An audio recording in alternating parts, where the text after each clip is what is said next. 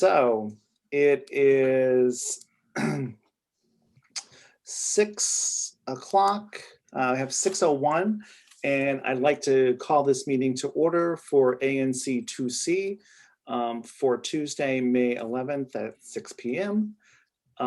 We have 3 of 3 commissioners present. Therefore, we have a quorum of commissioners, and I would like to introduce Ellie Minsky from 2C02 and Gigi Nelson from 2C03, and I'm Michael Schenkel from 2C01. I'd like to thank everyone for coming this evening. We do have a fairly light agenda. I'm saying that now. You never know what might happen. It might be a curse by saying that. But we have a series of community updates. We have a discussion regarding the 8th Street bus priority. And then we have a presentation related to consumer protections. And we also, I neglected to put Ms. Linda Greenan on the agenda for PEPCO that's going to provide an update for us under the local events that impact the community around the PEPCO project that is occurring in DC. Are there any other additions to the agenda? Just the announcement that I mentioned, it's up. It would also go under the local events that impact the community. Okay, great. Thanks, Gigi. Awesome. Do I have a motion to approve the agenda? Motion to approve. And is there a second? Seconded. And all those in favor? Awesome. So we have 3 of 3 commissioner, we have a 3-0-0 vote, excuse me, for the approval of the agenda. Have you all been able to review the April 2021 minutes? Yes. Are there any additions or corrections to the minutes? Awesome. Is there a motion to approve the minutes? Move to approve. And second? Second. And all those in favor? Aye. Raise your hand. Aye. So 3 of 3 commissioners approve with a 3-0-0 vote. So the April 2021 minutes are approved. Treasurer's report. Okay, treasurer's report. The opening balance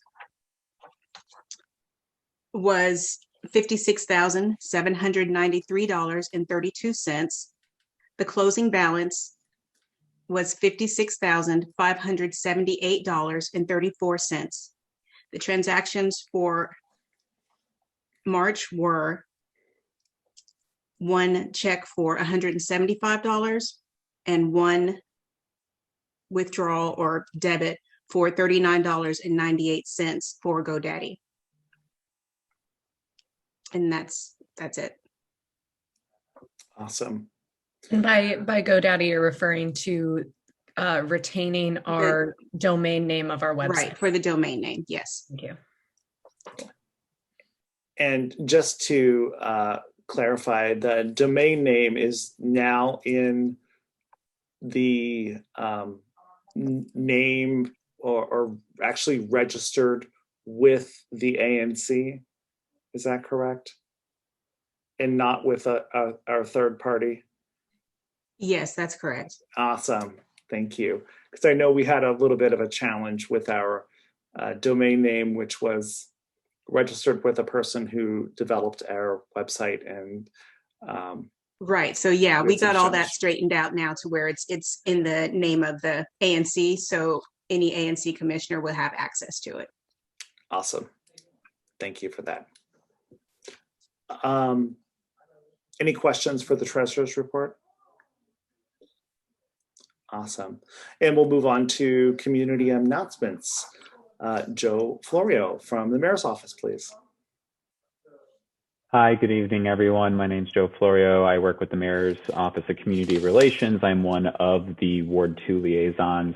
Dropping my contact information in the chat. Please feel free to save my email and phone number in case you need to ever get a hold of me. I do want to start by saying that the mayor had a situational awareness update for COVID reopenings, and she announced on May 21 that most of the city will be reopening. I just dropped the link to that PDF file so that way you can flip through the presentation that she gave on page 13 of that are the basically what will be reopening on the 21st. And so it's almost a 100% opening on the 21st, except for bars, clubs, restaurants, and major sporting arenas. That will also be open on later in June. So I believe that is June 21st, if I lost my deck that I was referencing. So yeah, we are looking towards a full reopening within the next month and a half. So that is good news. The mask mandates will still be in effect, however, unless more guidance is given by the CDC. There are now 12 walk-up vaccination sites. No one needs an appointment to get a vaccination. The Ward 2 location is the convention center. And then there are information on the times that are open is in that link I sent you all. And then I believe the final update that I have is that we had a day of action 2 Saturdays ago now, and the city is ramping up to do another day of action to go out, knock doors, talk to folks in the community who have not been vaccinated. You can find more information at mayor.dc.gov, the link I sent in the chat, for more information on that. If you want to come out and help and volunteer knock doors, it was a great time. I was actually a location director that day at Stead Park, and I taught probably over 100 people how to go door to door and what to say and what to do. So it was a fun day. And so we're going to do it all over again on May 22nd. So not this coming Saturday, the next Saturday. And I know that me and Commissioner Nelson had a good walk the other day, met bright and early at 9 a.m. to go walk the SMD. So I'm aware of the issues in the SMD and focusing on those. And I know that Commissioner Schenkel and I continue to chat about some issues, and feel free if anyone else here would like to chat about me, some issues that you see on a day-to-day basis. My phone number and email address is in the chat, and I guess I'll turn it back over to Commissioner Schenkel. Awesome. Thanks so much, Joe. I appreciate that. Are there any questions for the mayor's office? Commissioners? No, I just wanted to add, for the door knocking, it's really easy. There's training. It's only a 2-hour commitment. I went to the one that Joe just spoke about. And if anyone had questions or was nervous about knocking on doors, they could ask me, but everyone was very positive and very happy to see people out doing that. So I encourage others to get involved with that. It's great. Thanks, Ellie. From Ward 2 Councilmember Brooke Pinto's office, I believe we have Genevieve. Genevieve. Thank you, Genevieve. Sorry. I was trying to get your name there. Thank you. Hi, Genevieve. Hi, Commissioner Schenkel and other commissioners. My name is Genevieve Hulick. It's my first time at an ANC2C meeting. And you guys will be adopting me as your Ward 2 council member representative from here on out. So I'm happy to be with you guys this evening and many evenings in the future. So after I'm done, I'll put all my contact information in the chat. I'm using my cell phone as the camera, so I don't want to be typing while I'm talking to everyone, but I'll be sure to include all my contact information for everyone. So I have a couple of general updates, some legislative updates, some budget updates, and some constituent service updates. So I'll run through those quickly and see if anybody has any questions First, I want to thank everyone who attended the Ward 2 community bike ride on April 24th, especially Commissioner Miskey, who rode the whole way with a council member. So thank you so much for joining us. And we will continue to gather feedback and work with DDOT and the mayor's office to ensure streets are safer for pedestrians and bikers and drivers. Commissioner Pinto, or Councilmember Pinto is also in touch with DDOT Interim Director Everett Lott regarding various sites throughout Ward 2 to assess road and sidewalk safety. So if you have concerns, it would actually be great if you emailed both me and Joe Florio on these issues so that we can coordinate and make sure that we can get issues addressed. In addition, our office met with DHS and the Mayor's Office of Community Relations. Joe and I were meeting earlier today to discuss concerns around the Pat Handy shelter. And we will be working with DHS and the Mayor's Office to increase programming and safety in the area to address some of the safety concerns that we've heard. And we'll continue to prioritize that. So if that's something that you have concerns about, feel free to reach out to both of us so that we can help with coordinating those efforts. In regards to legislative updates, the council held the first vote on the comp plan, the comprehensive plan, on Tuesday, May 4th, and will hold a second vote on Tuesday, May 18th to incorporate feedback and improve implementation for the full rewrite, including changes to the education component and strengthening language around affordable housing. On May 4th, the council confirmed Chief Conti as chief of the Metropolitan Police Department. And there will be a vote on there was a vote on the District of Columbia Public Schools Funding Stabilization Emergency Amendment Act to require that DCPS submit an operating budget that provides each individual school with at least an equivalent amount of funding as approved by the council last year. We want to ensure that there is no cuts to DCPS budget. So that was successful. Speaking of the budget, yesterday the council received guidance from the federal government about how federal relief of funding can be spent on the budget. There's some restrictions on how those funds can be spent. So the council is reviewing those budget office along with the DC auditor to ensure that those funds are spent properly. On May 27th, the mayor will present her proposed FY22 budget to the council, and there will be a public briefing by the mayor on June 2nd. So stay tuned for that. There will be multiple votes on the budget, with a final vote expected around August 10th.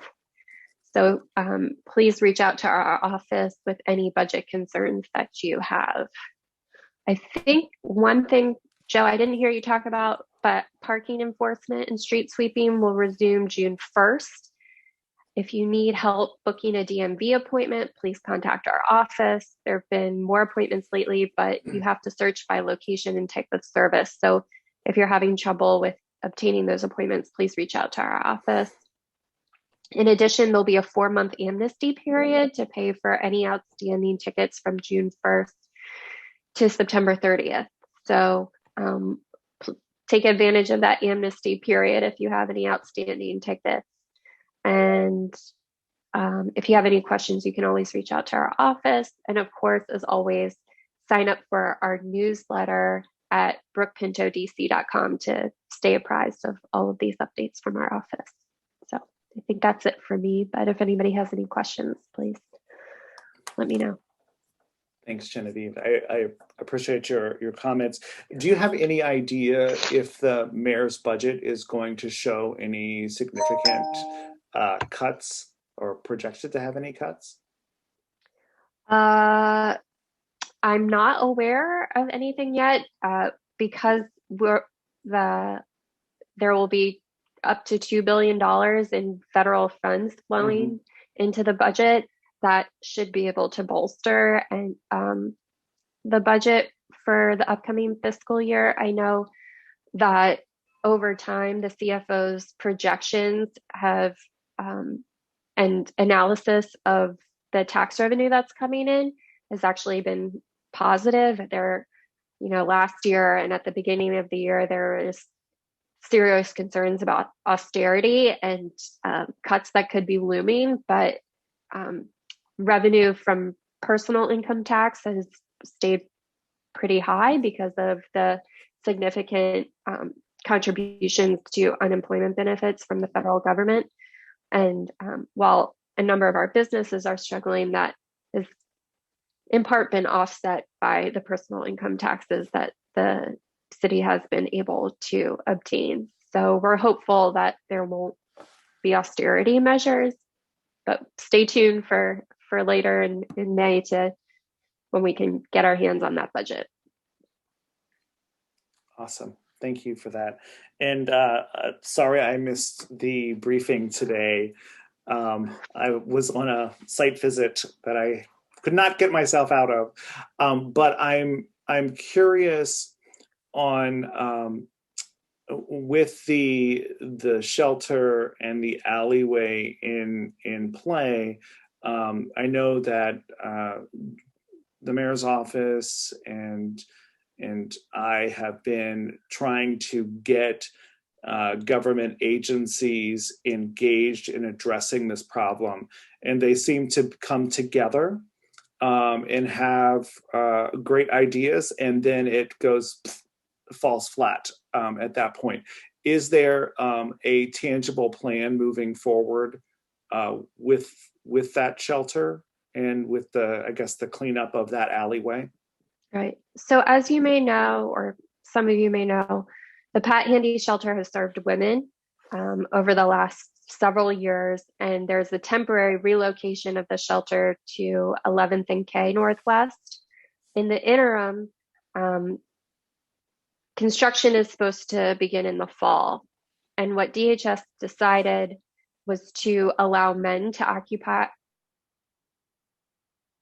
the shelter until the construction starts in the fall, because DHS was looking for additional space as we move out of hypothermia season, and the Department of DPR wanted to regain access to the rec centers that had been used as temporary single night shelter. They decided that because Pat Handy wasn't going to start the construction until the fall, that this would be an appropriate site. And so this is temporary, but even though it's temporary, there's still real concerns about what's going on in and around the shelter. I know that having Joe at the meeting today, there will be additional coordination with DPW and DCRA to address the concerns in the alleyway. And so our office will be working closely with him and with DPW and DCRA to make sure that the alley can be cleaned, but then also that the adjacent restaurants are adhering to proper protocols and regarding, grease traps and trash placement, so that DPW can access it and clean the alleyway. So those are the next steps, and we'll be monitoring and providing oversight and coordination to help address those concerns. Got it. Thank you very much. I appreciate that. I just got a message that people are waiting in a waiting room, but I don't have a waiting room open here. So I think this has been like an ongoing saga in this area, and DHS initially notified us that this was a hypothermia shelter and not going to be something that was going to continue on. It really doesn't make any sense that they remove the women from the shelter to move them into the other location, and then then extend this process. It just is really challenging, and I'll be reaching out to DHS to discuss that with them. because the operations of the shelter it's really unacceptable, the management that is operating the shelter there right now. And that's just my opinion, that they have no control over what is occurring there. Commissioners, do you have any other questions for Genevieve? No, I'll just mention that I have gotten multiple emails to that effect about activity outside the shelter as well.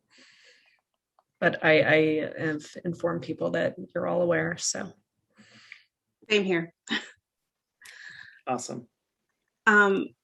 Michael, I just got a phone call. You previously mentioned, and this is sort of off the topic of the shelter, but there's a bunch of people that I think for some reason the link was sending them to last month's meeting.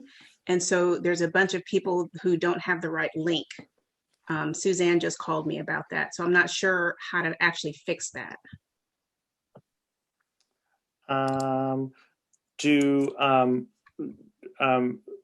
The link is correct on the website. So she said that's where she went, but when they register, it gives them the information for April 13th. I don't know. Can I chat you the link? Are you able to chat with her, or? Yeah, I can email her. Yeah. Okay, this is the link. Okay, I'll send it straight to her and then go from there. Okay. Yeah, Thanks. Sorry for interrupting. No. I'm not sure why that's happening. I actually noticed she wasn't here too. Yeah. So yeah. Hopefully not too many people are having that issue. Well, apparently 11 are. 11? Yeah. 11.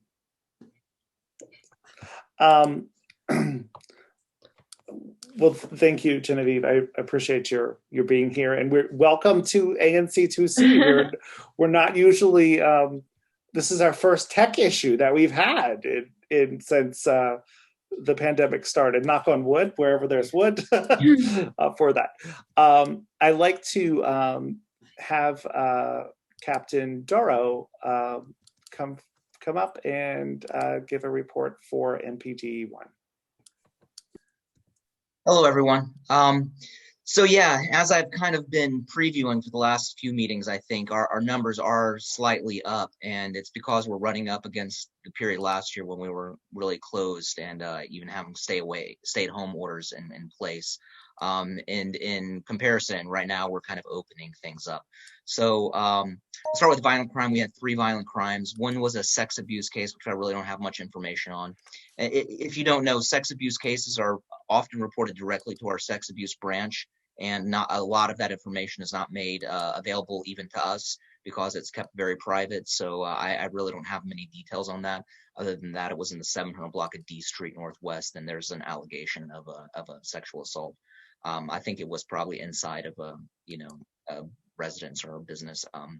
Really not sure. But we had one assault with a dangerous weapon. That was a domestic violence incident that occurred inside a car right in the 600 block of H Street Northwest. So as they were driving, there was an altercation in the car between some people in a domestic relationship, and someone did get stabbed, but not a serious wound. So not a real serious incident. And of course, we have we have a pretty good lead on that, given that it was a domestic incident.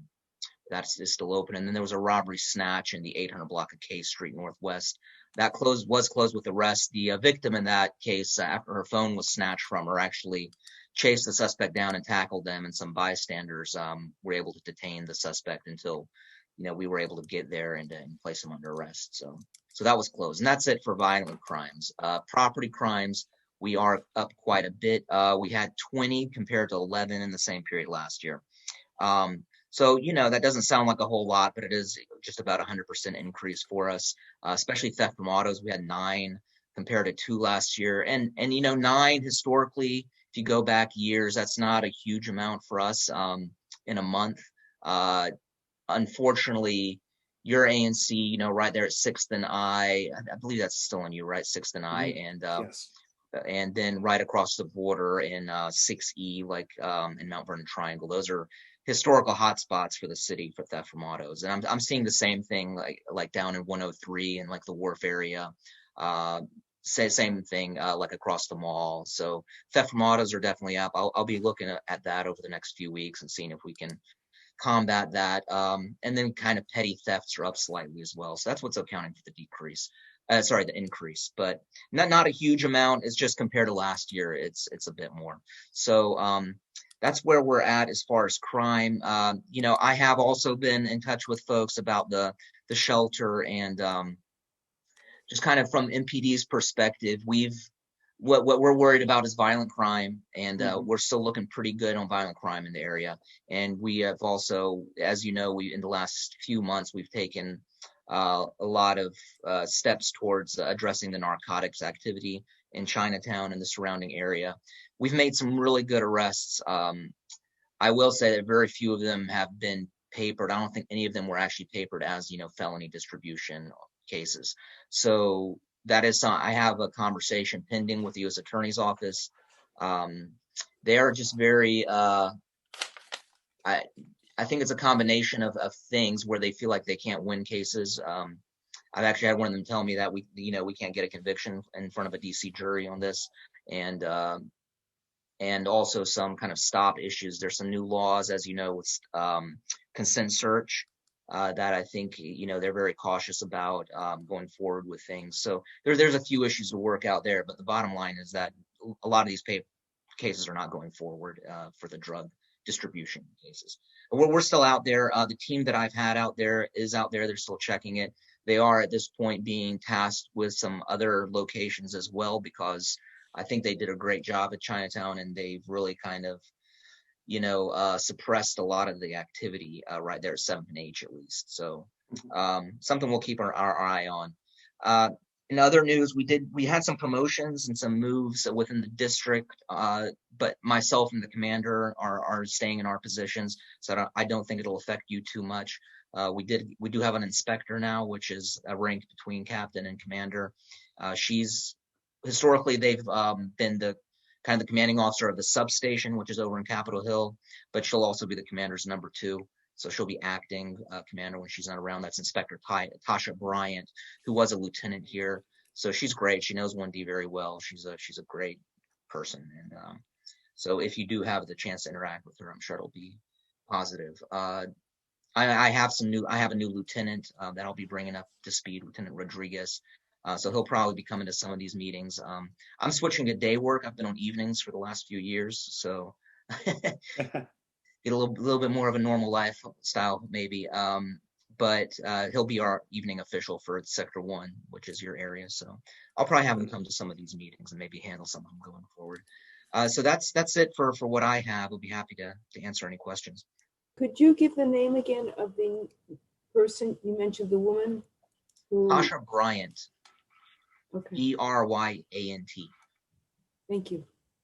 So inspector's like a major rank. So an oak leaf, if that means anything to you. Awesome. We have 2 hands that are raised. I have a Howard Marks coming up first.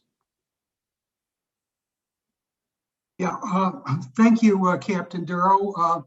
Glad to see they're getting day hours. I know it's probably something you've looked forward to for a long time. So want to let you know that what you reported on about the Chinatown area and the drug dealers, I think this task force has done a really great job. I look out my window and yes, they're still there. The drug dealers are still there, but they're not quite as active as they are. And for us, they've moved away from the front door of our condo building. They're over across the street in front of T-Mobile and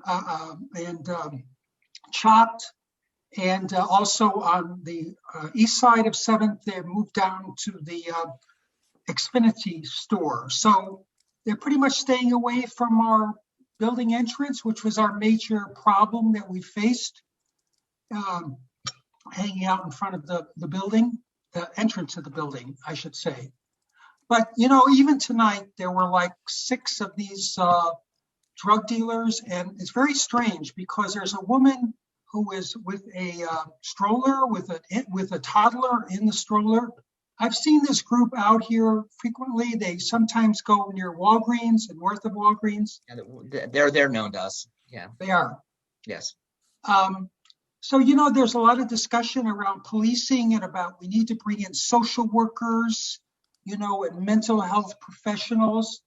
I mean, I saw out there tonight, one of the group members, a man and the woman, were like arguing at the top of their lungs for maybe like 20 minutes and had to shut the window. That would seem ideal for this sort of new model of using like social workers. Has there been any movement on that for these kind of people? Yeah, I think it's still in the works. I'll say this: we do have the community response team with Department of Behavioral Health. They'll come out for mental health crises. I've had meetings even in Chinatown in public. They are all of those services, those social services. Right now, the model still is that it's all voluntary, and it's only if they are seeking services and voluntarily submitting to the services. And a lot of that, so if there's an active kind of argument, or for example, I had one of the social workers tell me, well, if they're smoking weed, I'm not going to go up and talk to them because it's illegal to smoke weed in public and I can't be associated with that.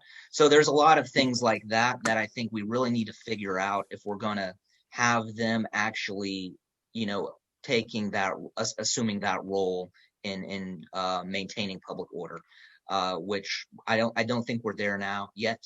I think those conversations are happening. I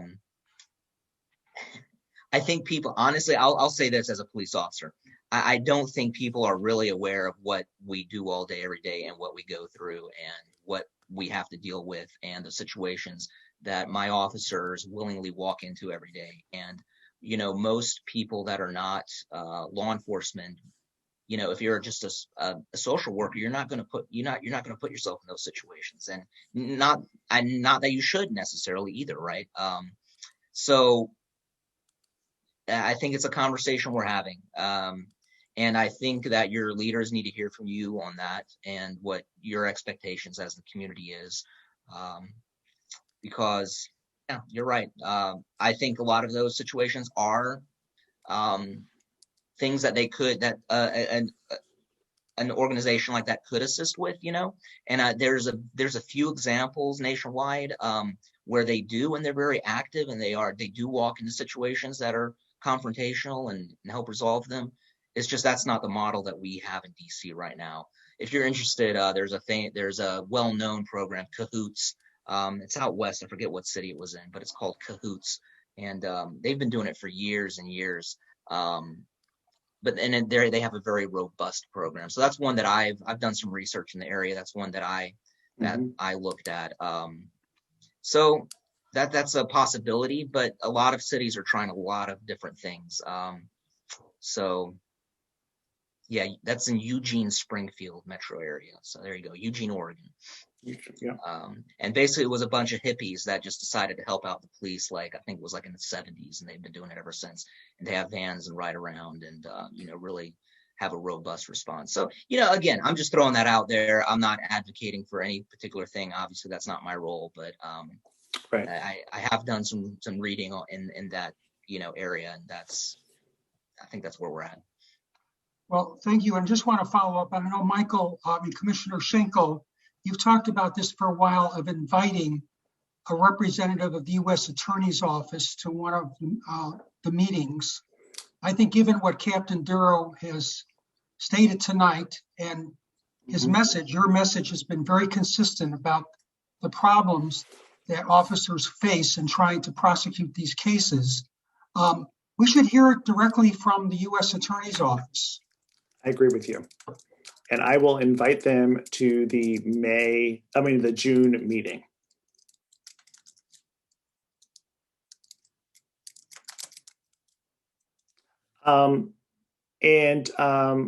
We are moving on to Sergeant Hamelin I just saw him here.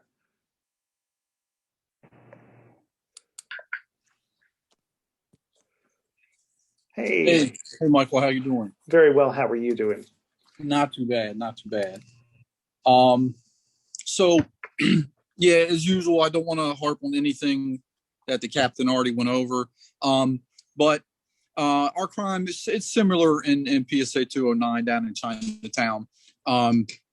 There has been a reduction from last year to this year. However, our property crime is up pretty high at this point, mainly theft from autos, thefts, and theft on stolen autos. So we are going to be passing flyers out, having community events related to those things. The biggest thing to take away from it, and this is how most cars get stolen, and is people leave their keys in the car with it running in the middle of the street, either to drop something off or to pick something up. Please tell everybody you know not to do this. They get stolen within a few minutes of that happening, and that's where most of our cars are. That's how most of the vehicles that are getting reported being stolen, that's how most of them are getting taken. And also don't leave things in your car like bags and stuff like that. You may know what's in the bag. It may just be trash. You may know what's in there, but somebody looking into the car doesn't know what's inside that bag. So don't keep loose items in the car. That will prevent those types of things from happening. But like I said, we are going to be having events to address that. And just like Captain Duro over in 1D, the violent crime in 209s, there's only been a few incidents of violent crime, and they're usually related to the thefts or the theft from autos. So if we can reduce one, then we will also reduce the other. So if anybody has any questions, please let me know. Thank you so much. And I'm sorry, Lieutenant Hamlin. Yes, it's okay. I'm sorry about that. I was a sergeant at one point, so. Okay. Yeah, thank you very much, Mark. Sure thing. Thank you very much as Yes. well. Any questions for Lieutenant Hamlin? All right. Thank you guys very much. I appreciate your continued support of the community and your engagement and leadership, both of you. Thank you. Thank you. Same Appreciate to it. you. Thank you. Take care. We have to adjust our agenda slightly. I understand from the other commissioners. I would like to call the consumer protection presentation from Mr. Abdullah. Yes, how's everyone doing this evening? Very well. All righty. First of all, I want to thank you all for the opportunity to present in front of the commission. I'm going to try to share the screen. Oh, hang on one second for me. You have to elevate Yep. me. Yes, hang on one second. Whoops. And if you've been doing this since last year and that was your first technical glitch, trust me, I mean, you're way ahead of the curve. All right, there you go. Okay, let me see if this is going to work. And those of you who are just joining us, I'm sorry if you had a link that was not working for whatever reason. Don't know what happened there. Okay, everyone should see a slide, COVID-19 scams, avoiding coronavirus fraud. Yep. Can everyone see that? Great. Yes, sir. Quite briefly, a little about myself. Again, my name is Idris Abdullah. I'm the Consumer Protection Advocate with the DC Department of Insurance, Securities, and Banking. I had the honor and privilege of actually being born and raised here in the District of Columbia, attending DC public schools. I currently reside in Ward 4, where I formerly served as ANC Commissioner 4B06. So it's good to be back in the saddle again, so to speak, in terms of attending Advisory Neighborhood Commission meeting. This particular presentation, we're going to do it relatively quickly, and it does focus on things that we've noticed in terms of scams, instances of financial exploitation related to the coronavirus pandemic. The Department of Insurance, Securities, and Banking is the city's financial services regulatory agency. We administer the insurance, securities, and banking laws, rules, and regulations for the city. One of our priorities is to ensure residents have choices in financial services, and importantly, are treated fairly by companies and individuals that provide services. The bottom line, we want to have a balanced marketplace for financial services, but we want consumers, we want our residents to be able to do business in a safe, fair, and equitable manner. Would we regulate everything from the insurance companies to mortgage lenders, finance companies, some of those non-bank ATM machines that you see in the different stores in your communities? The piece to kind of remember, if it's financial services related, more likely than not, we either regulate them directly or have indirect influence over their regulatory environment. So by all means, if you have any issues with any financial service provider in the city, feel free to contact my office. And I put my contact information, including my direct contact information, in the chat. We provide services in terms of consumer information, consumer protection, financial literacy and education, consumer services.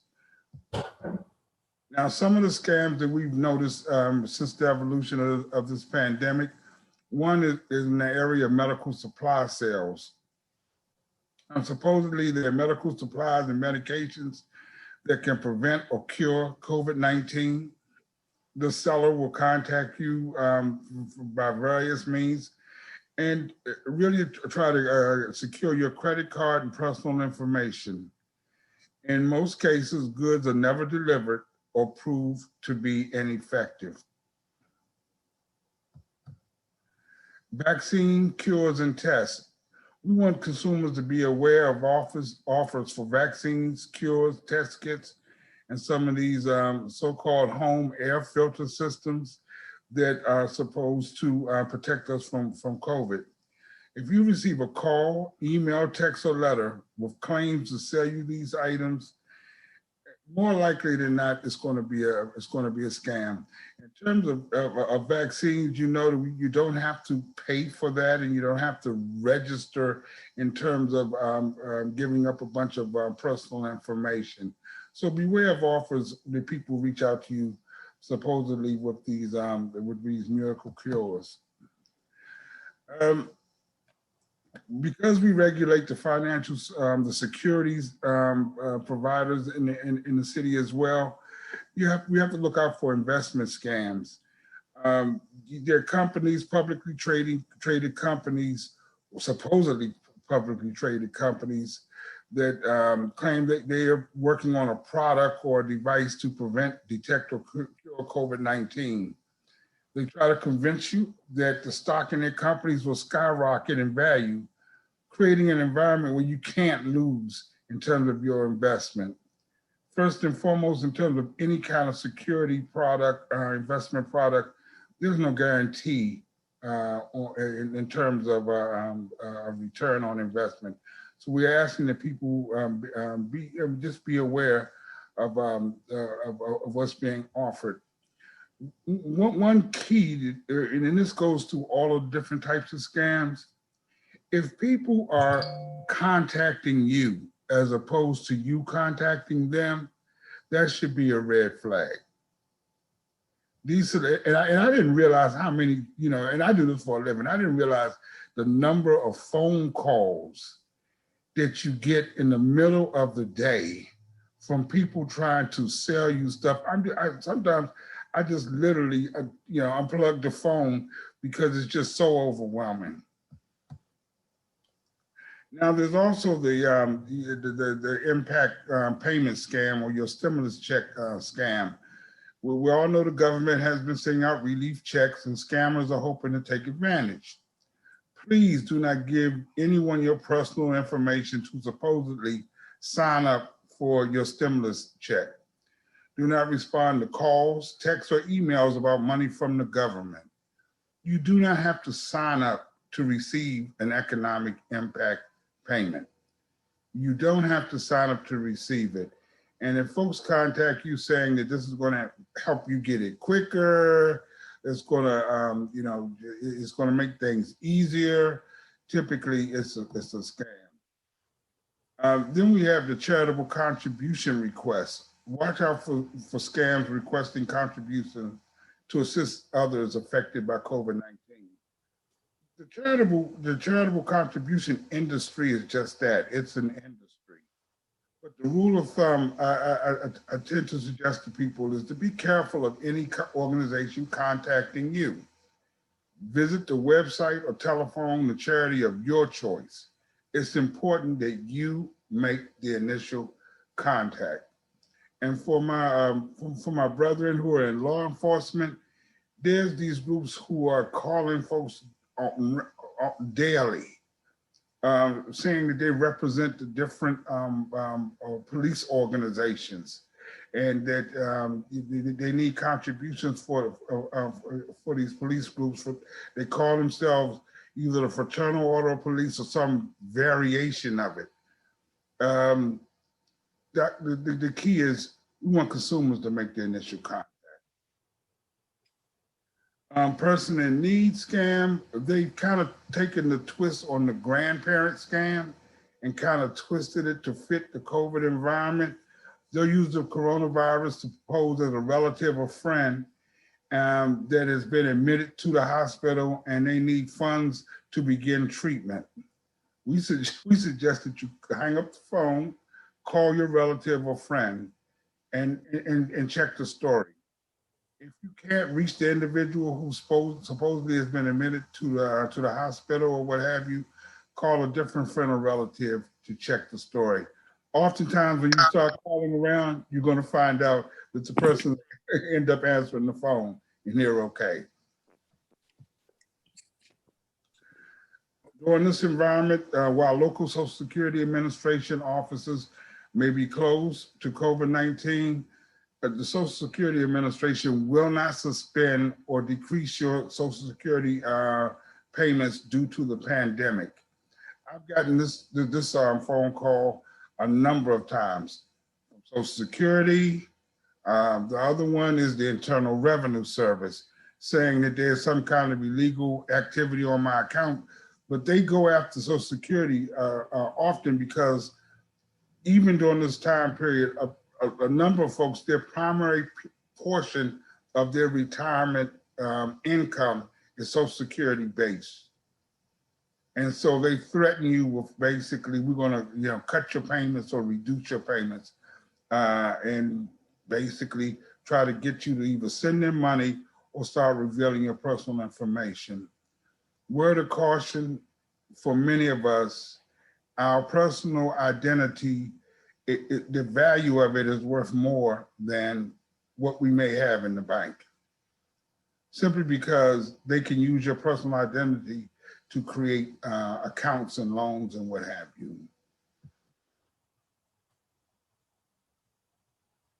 The contact tracers scams, contact tracers occupy a critical part of the puzzle in terms of dealing with this pandemic. But be wary of texts and phone calls supposedly from contact tracers suggesting you've been exposed to someone with COVID-19. They will actually try to get you to hit a link in a text or email, and next thing you know, you got some malware on your computer. Actual contact tracers will not send you a link or ask for money or personal. And then, of course, now we have individuals impersonating financial institutions, fraudulent help to pay with bills, credit card debt, student loans, etc. If indeed your consumers are experiencing difficulty, paying bills, the bottom line is contact your credit card company, contact your landlord or your mortgage lender. Contact your student loan servicer. They do have options available and they're very responsive. Now, this has probably been the most responsive environment by creditors that I've seen in the 40 some odd years I've been doing this kind of work. The bottom line is assistance out there, but again, be wary of folks who contact you. They want to get your personal information, steal your identity, and your money. We're getting close to my time. So basically, I'm going to stop right here. And are there any questions that you may have, or have you been exposed to any kind of attempts for people trying to, send you emails or telephone calls? Ms. Nelson, so you've been successful. They haven't reached out to you yet. Okay, great. Not yet. One thing I can say though, just sit tight. Sit tight for a minute. They'll get around to reaching out. No doubt, no doubt. I mean, and it's amazing because they get up every morning, brush their teeth, wash their face, comb their hair, and they go to work. They go to this financial exploitation piece. It's a job, and it's a full-time, 24/7, no holds barred job, and we have to be vigilant, particularly particularly when it comes to elder members of society. If you're okay, check on the elder in your community, and just kind of look out for them, because they're really doing a lot of focusing or targeting of elders.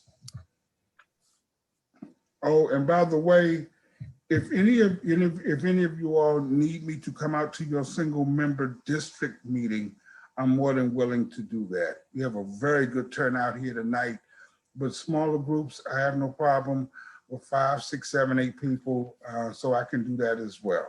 And we have a broad range of topics that we can cover, everything from reverse mortgages to Money Smart for older adults, renters insurance, particularly as it relates to co-op and condominium owners.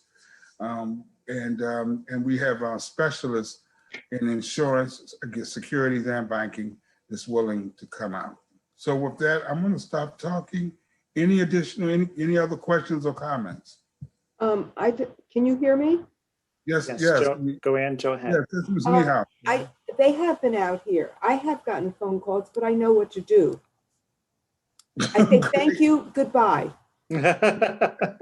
And so, yes, I mean, you thought maybe because no one responded that they haven't been here in our neighborhood. They have been. Right. I've gotten 2 total this, I don't know, season, year, whatever. I'm not in a time span that's more than a month. But it's just very simple to say thank you, goodbye.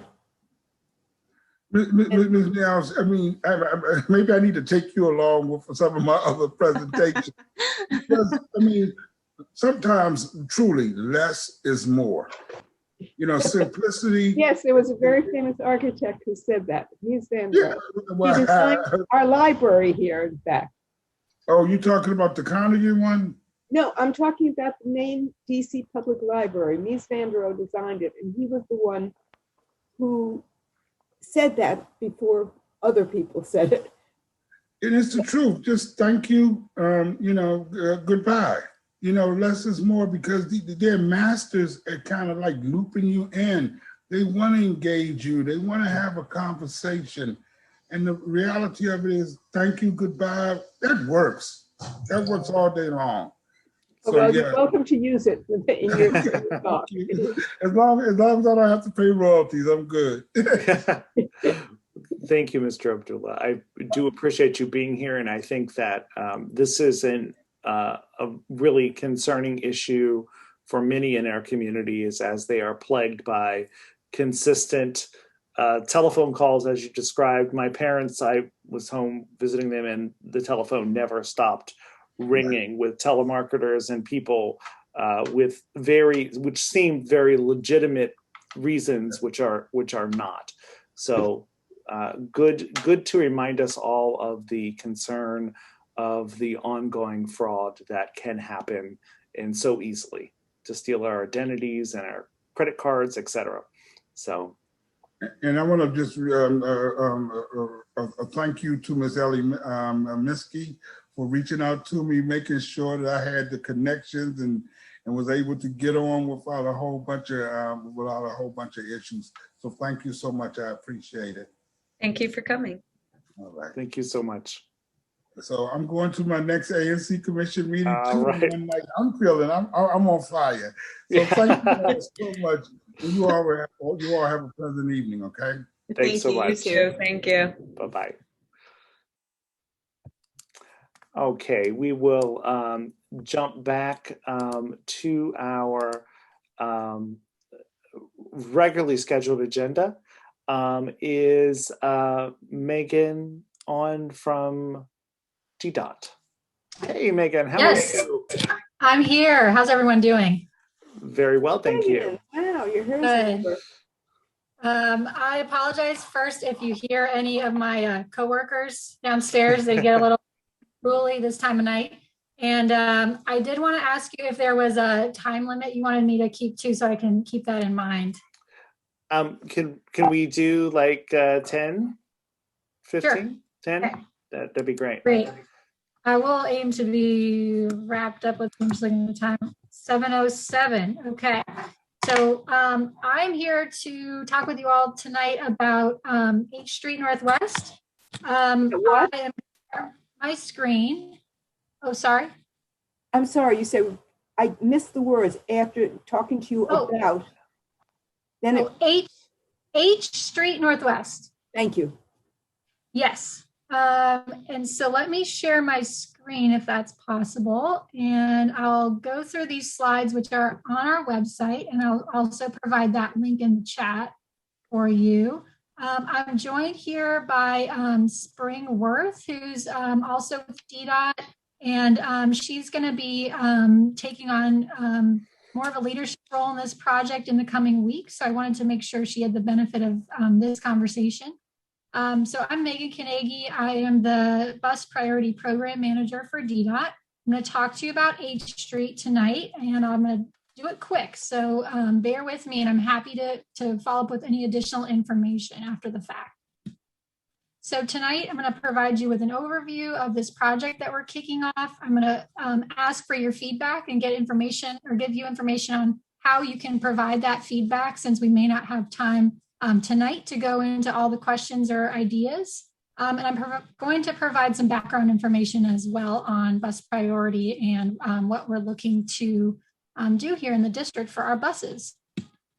So quickly, some background. You're probably familiar with a lot of these points, but just for a refresher, DDOT is very committed to equity and using our transportation network and investments in our transportation network to make our city more equitable, especially as we recover from the COVID pandemic, making sure that we can make investments that really help people get to the places they need to go.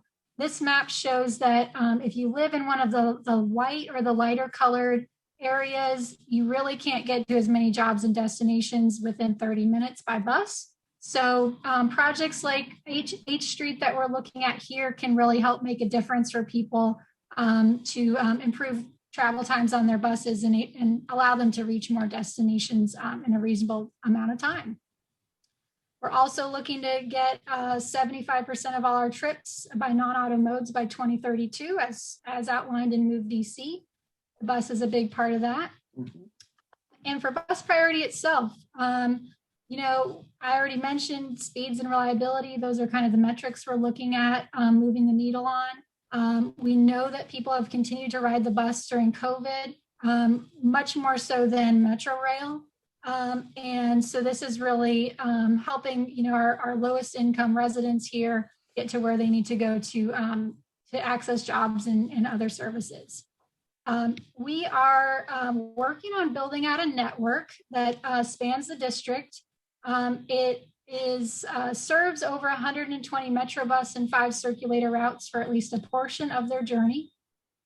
And you can see where H Street is in the context of kind of the entire network that we are working on building out. And this is in the Move DC update as well, if you followed along with that process still underway.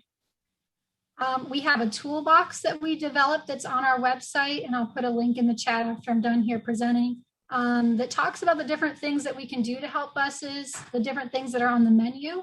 We want to be sensitive to the neighborhood's needs and the context, and so it's a flexible approach to planning. It's not one size fits all. If we go on to the next slide, I'll talk a little bit about H Street here. So on H Street, we're looking to improve bus speeds and reliability and access to transit for pedestrians. Make it easier for people to get to bus stops or improve their level of comfort waiting for the bus. We want to look at safety as well. We know there's some safety issues on this corridor, so we are looking for shared wins that we can make improvements that help buses and also help make it safer for everyone else. And we're also making sure that we address curbside needs. We know there's a lot of businesses and residences along this corridor. There's a lot of people, need to be able to access the curb, and we want to make sure we're accounting for that in our planning too. So I'll summarize this slide quickly, but basically we're right now kind of looking at what the existing conditions are, what the needs are. We're talking to folks like yourselves and others, stakeholders along the corridor. We want to use our toolbox to identify improvements. We want to work across other DDOT teams, make sure that we're thinking holistically. And also we want to be working within our existing curb to curb street width. So we're not looking at a project that will be moving curb or making big changes, big heavy construction. We're looking at things that can be done with paint or signal changes or signage. That'll help us get it done faster. This is, an anticipated timeline. Things are subject to change, but we are looking to move on this pretty quickly. So we're here in the spring. Over the summer, I would love to come back to talk with you all about some ideas we have, some different concepts, and get your feedback on that. Once we've developed those, informed by the feedback we receive at this stage. In the fall, we'd like to, if possible, get consensus on a recommended concept and begin design on that, and get your feedback on kind of the details of how that would work. Over the winter, we'd like to continue design and then issue a formal notice of intent. That may come more in the spring of 22, but we'll have to see on the timing. And then we're hoping to tee this up for construction in 2022. That is pending funding in the FY22 budget. But we need to begin working now so that we can be ready for that. So this is the project area. I'm keeping an eye on the time. Got a few minutes here. You're probably familiar with this, but it's a little over a mile long. We are connecting from the existing bus lanes on H and I Street all the way east to North Capitol with this project. We're taking on about a mile at a time for these, just so we can deliver them a little bit more quickly than you might be able to for a longer corridor. East of Massachusetts has been designated by our Vision Zero team as a high injury or high crash corridor. And so we want to particularly focus on safety in that section, but really all the way along. Some of the things we've noticed about buses on this corridor that, there's a lot of demand for getting to the curb. There's people parking and loading in bus stops. There's some bus stops that are pretty close together, sometimes on the same block. A lot of that may be because there isn't sufficient waiting space, and so there's a need to kind of space things out or have more than one stop close together to just meet all that demand. Lots of people are riding the bus from Point East to 7th Street, getting off or getting on at 7th Street and riding it east. So that's kind of a big on and offs there at Chinatown. There's congestion kind of all day long. This is during the pre-COVID times, but we know that traffic is returning, and so we're trying to plan kind of with keeping in mind what the current needs are, and then also what the needs were under normal traffic conditions. You can see kind of some average bus speeds over the day. This is from 2019 again, but we're hovering around 4 to 6 miles per hour in the AM, midday, PM, and evening time periods. We'll be using lots of granular data that WMATA has provided us to kind of hone in on the issues block by block with the buses, but this is just an example of some of the data that they've provided. And also crashes. So this is some kind of a hotspot map of some of the safety key areas for us. So you can see that in this ANC, 7th Street, 9th, 8th Street, are ones that we're going to be looking at. And then, really all along there, we want to be using a safety lens on this project. I'll focus just on the western section, west of Mass, just since I know that's the focus of this ANC. So we have 40 feet between 14th and 13th streets, curb to curb, and then it widens out to 56 feet and is in a two-way street. And then widens out a little bit more at 65 feet at the very end as you approach 4th Street. We have, this is the section when you look at 14th to 13th Street. We have 40 feet, 10 10-foot travel lanes, off-peak parking. So we'll be looking at some options for this block that we'll come back to later with. As we move on to the section between 13th and Massachusetts, we widen out to 3 lanes in each direction. Between 11th and 8th, we have full-time parking, but on the sort of ends, we have rush hour restricted parking, so parking allowed in off-peak. And we have pretty narrow lane widths. You'll see we have 9 to 9.5 foot lanes, so that's something that we'll be looking to address. That's a little too narrow for a bus. We like to have 11 feet ideally for a lane that a bus is operating in, even if it's not a bus lane. Helps to reduce side swipes and other kinds of safety issues for the bus operators. Keeping an eye on time, I'm going to wrap it up here. So here's some images. I'm sure you're familiar with conditions that are out there. We have some kind of temporary COVID conditions out there, including like loading at restaurants. So we'll need to definitely make sure that we account for those needs as we're thinking into the future. And then at this intersection, we'll be looking at some ways that we can help to get the bus through with these turns. There's a lot of turns as they approach Massachusetts from either side. So how we can kind of facilitate movements through the intersection. That's very complicated. I'm going to skip through this section on the eastern section there, and you can look at it online later if you have any questions. But right now we're looking for your ideas and comments by the end of the month, ideally. Things like what's working well or what isn't, what feels unsafe to you or inconvenient, or, specialized knowledge you might have about the way the street's operating that we should be aware of. Anything like that is really helpful. And we will be working on coming up with some different options and coming back to you in the summer. And this is the way that you can, this is my last slide. This is the way that you can provide that information. Spring and my email addresses are there. Email is probably the best way to get in touch right now if that's available to you. And then these are our websites, and I'll put those links into the chat so that you can just directly, access them. Appreciate your time. So I'll stop sharing here and open it up if there's any questions or comments. Megan, did you, so this is really an initial stage that you are in, just kind of exploring what are some ideas from folks, and then you will come back with a kind of a design, a more detailed design over the summer. Is that right?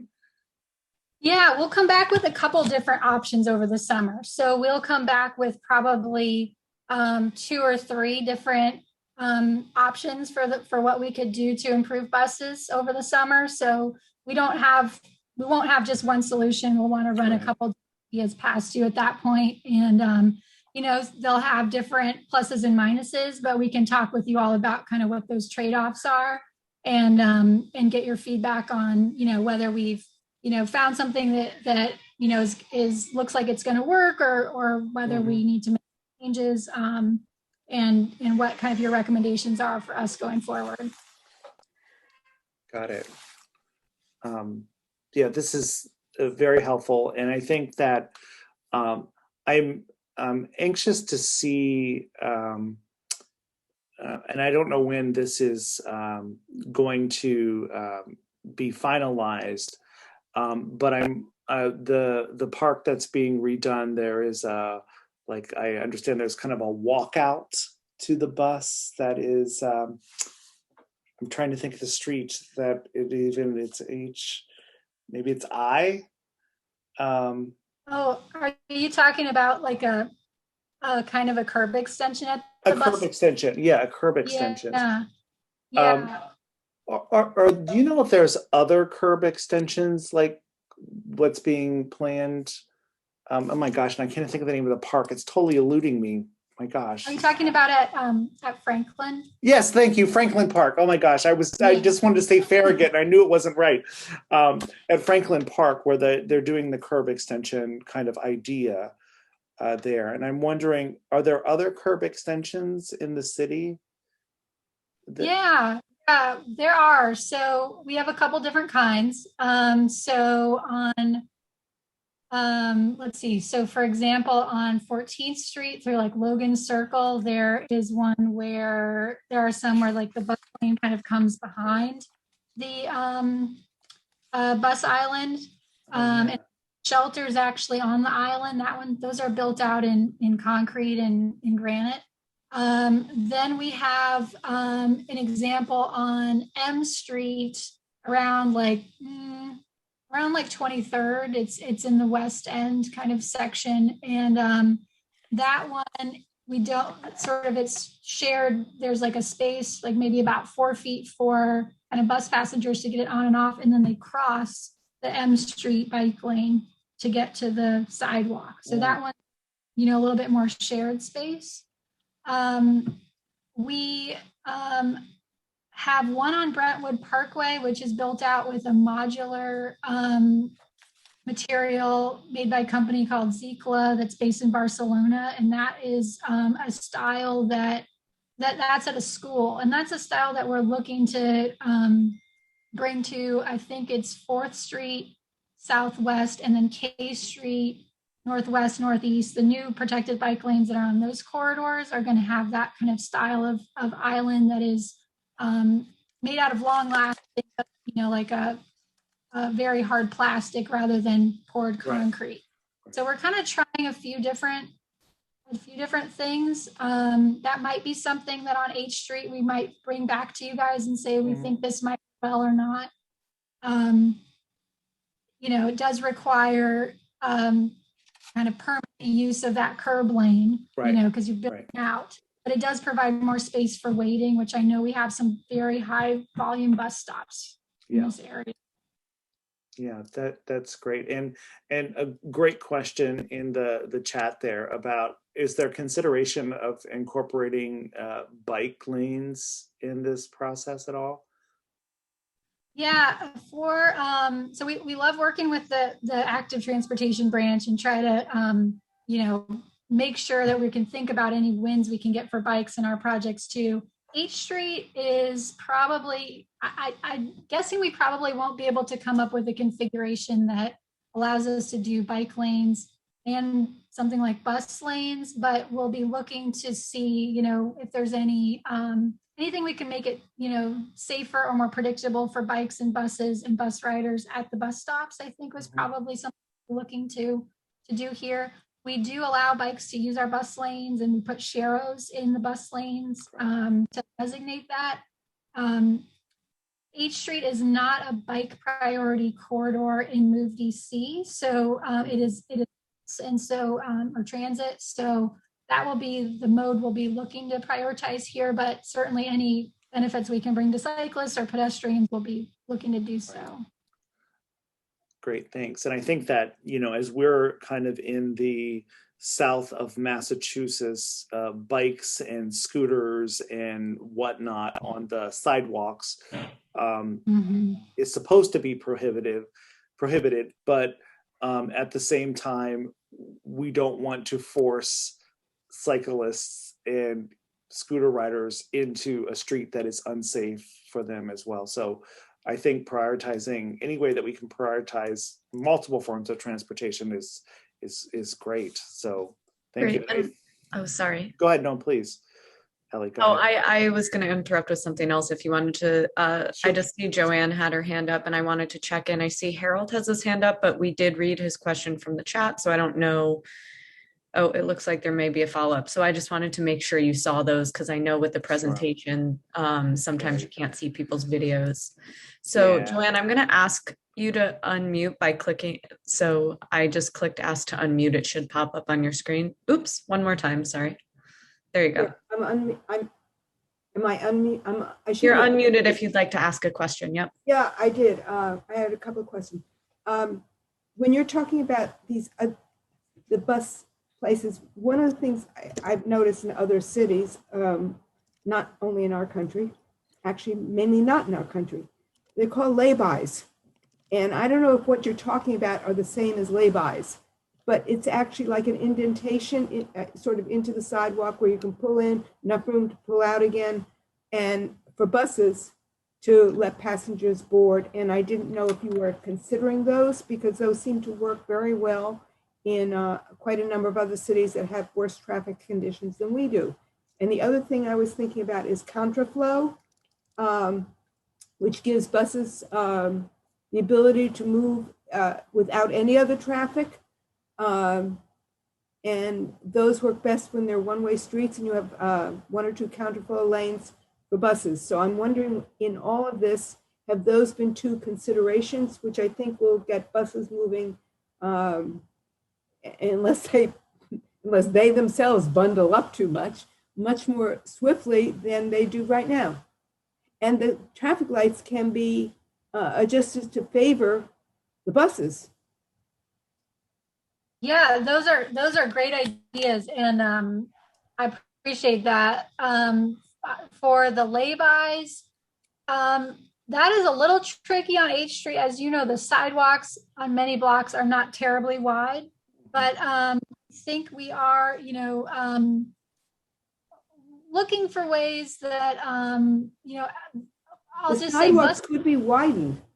The sidewalks could be widened and you eliminate one vehicular lane, but not the buses. In other words, you're giving buses and pedestrians the priority over other vehicles. And I know it's a problem when it comes to vehicles that have to service the buildings where there are no alleys that they can pull into, or that they have to use the block to get into the alley, whatever.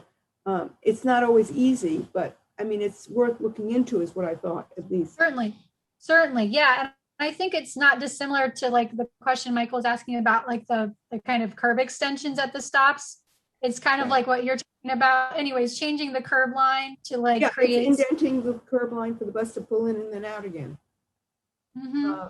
Yeah, that's something we'll definitely be looking into. And in transit signal priority, we have what you're talking about, prioritization for buses at signals at almost 200 intersections. So we'll be looking at strategies we can do with the signals. And then you talked about contraflow. Because it's a two-way street, probably we won't be looking at contraflow, but that is an idea that was floated for H&I north of the That's what I was thinking of, yeah. Yeah, it was not ultimately advanced. There were some concerns from businesses along that corridor. As you know, we went with the concurrent flow couplet there, but it does create some enforcement challenges for us. Contraflow has the benefit of being easier to enforce. It's kind of self-enforcing, so it takes getting used to. It's true. Yeah. Yeah. And there's a great demonstration of that in Pittsburgh, but it's very, it can be very problematic as pedestrians fail to look in the right direction for the bus when crossing the street. That happens in London too. Yeah, problematic. For a different reason. And I see we have Howard with his hand up.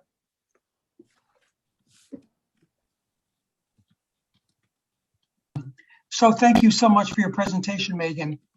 One thing I've noticed, very few passengers on the X buses. X's is X-ray, which originates in Anacostia, Benning Road, and then into H Street. Very few of the passengers stay aboard west of 7th Street. Very few. Most alight at 7th and H.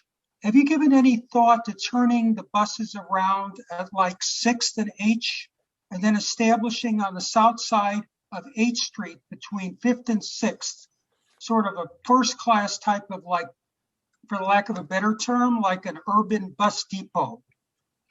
I would suggest that maybe if you haven't done already, to do traffic counts or passenger counts west of 7th Street. I think you'll find that drop off is quite dramatic in terms of passengers. So that might be an option, to turn the buses around at 6th Street, make a first class bus depot on the south side of H between 5th and 6th. So that's my idea. Thank you. Yeah, I appreciate that, Howard. And you're absolutely right. Your observations, the data, sorry, I got a visitor. This is the telework environment. Yes, the helper is with you. Okay, I'm still working. I'll be done in a couple minutes. Okay. You're right. A lot of people, the volume of passengers on buses drops off a lot west of 7th. You're absolutely right. And WMATA does not run every bus all the way to Lafayette Square. But we will be talking with them about the service, and I'll send those remarks along to them and see if there's any adjustments, and perhaps if they had some dedicated space for like staging, like what you're talking about, that would help support more of those kind of shorter trips. Mm-hmm. And I think that's a good point, just to say that the design or the different options might not be, the needs are not the same necessarily along the entire corridor. So it might vary in what the kind of recommended treatment is to kind of mirror bus volumes and passenger loads are. So appreciate you bringing that up, Howard. Yeah, I just want to add one more point. And that is that many of the bus routes that we have here in the district basically follow the route of the old streetcar lines, okay, pre-Metro Rail. And I think this is a very good example of these X-buses, where they treat Lafayette Square as sort of like a destination point. That might have been the case 60 years ago or 80 years ago, but it's not the case today. Thank you.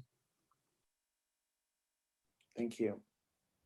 And I just want to remind folks, I see Megan has put the link into the chat room there, that comments are due May 31st. Is that what I saw there? Great. Yeah, and that's, we welcome any feedback after that. We just appreciate getting it sooner rather than later so we can incorporate it into the ideas we bring to you later. Awesome.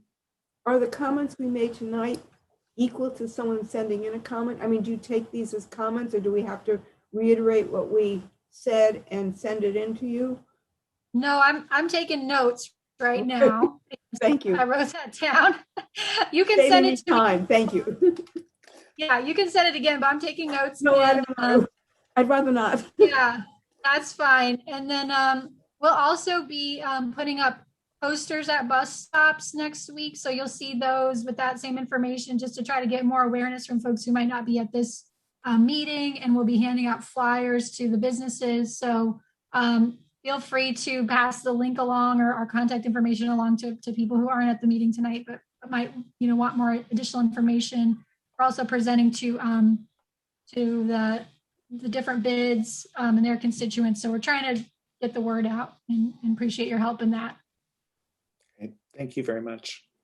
I will say that on our June agenda, we are going to be discussing the bus shelter at 7th and H on the south side of H Street, and some potential solutions to address some clogging that's happening in the area there, and some other challenges that people are reporting in that area. So folks that are in that area, please know that will be something that we will be bringing up on our June agenda as well.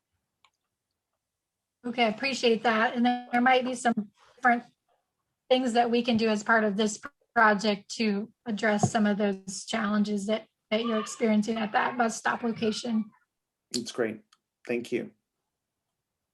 I'm sorry that I besides our technical issues kind of threw me in a loop, and I lost track of my notes, and I forgot to bring Linda Greenan from Pepco in during our community announcements. And Linda, I'm sorry for that, and wanted to make sure I brought you in now. Thank you. I appreciate that. No problem at all. I was late asking to be on the agenda, so no problem. And actually, it's been kind of interesting to listen to. I just wanted to give a real quick update about our Capital Grid project. And I want to start by apologizing to the new commissioners because it's probably not a project that you're familiar with. So what I will do is I will send you an email, a PowerPoint rather, PowerPoint slide that we did. I don't have it tonight. So I just want to say it's just for by way of very quick background, a Capital Grid project is a multi-component project. We're rebuilding 3 substations, one in Tacoma, one at Harvard in Columbia Heights, Champlain in Adams Morgan. We're building a new substation in Mount Vernon Triangle, and we're connecting all of those substations down to the Southwest waterfront to our new waterfront substation in Southwest. And how we're doing that is through a 10-mile underground transmission line. And so the part of the project that sort of traverses 2C is underway, and at least in one part, and your area is actually at the National Mall area. And so we've been at Madison Drive now for several months. We should be finished there in July. We are going to head over to Louisiana, and that'll be on the Senate side, picking up 4th Street down to Southwest at that point. So we're building, and the way we do that is we're building the transmission line, building manholes, 2 manholes in like 1,200 feet locations, and then connecting them with conduit. So it's all underway. It's all still going on, and just wanted to let you know that, to see if you had any questions, if you wanted any more information. And as I said, I will send the new commissioners, Miskey and Nelson, copies of the PowerPoint that we had shared previously. So yeah, so that's it. That's it for me. Awesome. It is I believe if I could be totally wrong in this statement, but I believe the last time that we spoke, the Mount Vernon, the new Mount Vernon substation was kind of questionable at that point. Are we moving forward to implementing that now? We are. We are. Gotcha.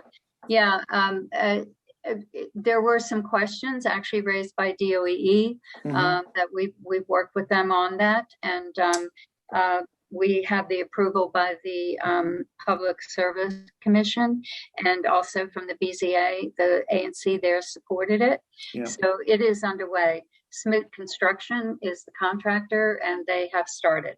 That's great. That's great, because I know that you were in your presentation before, you were concerned about the grid and the draw on the grid in that area as development has happened. So that's exactly right. I appreciate you bringing that up, because the one of the main purposes of that new substation is the fact that our system planners have looked at that area with all the development that's gone on there, and the 2 substations that are providing service to that area will be as they say, at load in 2023. And so the purpose of that substation is to basically take that load off of those substations. So so that's underway. Got it. And I have heard no challenges with anything that anyone has experienced related to the construction process in these areas. That's good. It's good. It's good to hear. It's good to hear.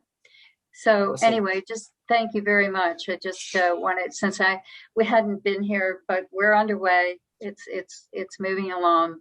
We had a little bit of the Louisiana area, as you probably know, is the architect of the Capitol. Yes. So it's taken us a while to negotiate with them, but we are going to start in July, and that should take about 3 months. So, and I should say we'll be doing a lot of the work at night. Awesome. So, yeah. Thank you. Any other questions? Thank you so much. Thank you very much. Awesome. Thank you very much. Appreciate it. Any other questions for Linda before? Awesome. Thank you. Thank you. Thank you so much. Thank you. Thank you. Gigi, you also had an announcement that I missed. That's okay. Yeah, this is really quick. We just got the notice yesterday, so I wanted to make sure that I mentioned it today, that there will be a roadway improvement project along 9th Street between Pennsylvania Avenue and F Street. It's going to start on or about May 24th, which is a couple weeks from yesterday. And they're going to be repairing the curb and gutters. The work is going to be performed at night. So the important thing is to remember that if you see the signs that say emergency no parking, that you move your car, because nobody wants you to be towed. So again, that's going to be a couple weeks from now. And they say that they're going to post those street signs or those emergency no parking signs at a minimum of 72 hours before the start of work. Hopefully that's the case, and it's not like super, you get like 12 hours notice, but just keep an eye out for those signs and just make sure that you're not parked where those notices are. And I can put the contact information in the chat if you have questions, because I can't really answer any questions. The notice just came out and I just wanted to make sure that people were aware of it. But I can put the contact information for the DDOT POC in the chat. And that's all. Gigi, this isn't a question. This is something that we need to tell DDOT or whoever the contractor is. They do not realize that people live here. And this has happened multiple times. I lived at Lexington for a while. And so they make horrible noise. They send these contractors out at night because it's a commercial area. It's zoned commercial. And they make horrible noise, and the residents can't sleep because they're jackhammering the roadway or the sidewalk, whatever. And those jackhammers make an awful noise. Is there some way that you can get back to notify whoever has issued this permit or something that this is a residential area, there are residences above 9th Street and above 8th Street and above 7th, east of 9th on 9th and east on all the streets east of it, as well as the east-west streets, so that they need to be cognizant of that and that there should be no unusual noise late at night. I mean, this happens on Pennsylvania Avenue. It happens on the north-south streets and the east-west streets. I used to hear about that, and I said, I'll call them, but I don't have to do that anymore. Yeah. Okay. Great All right. points. Thank you. Okay.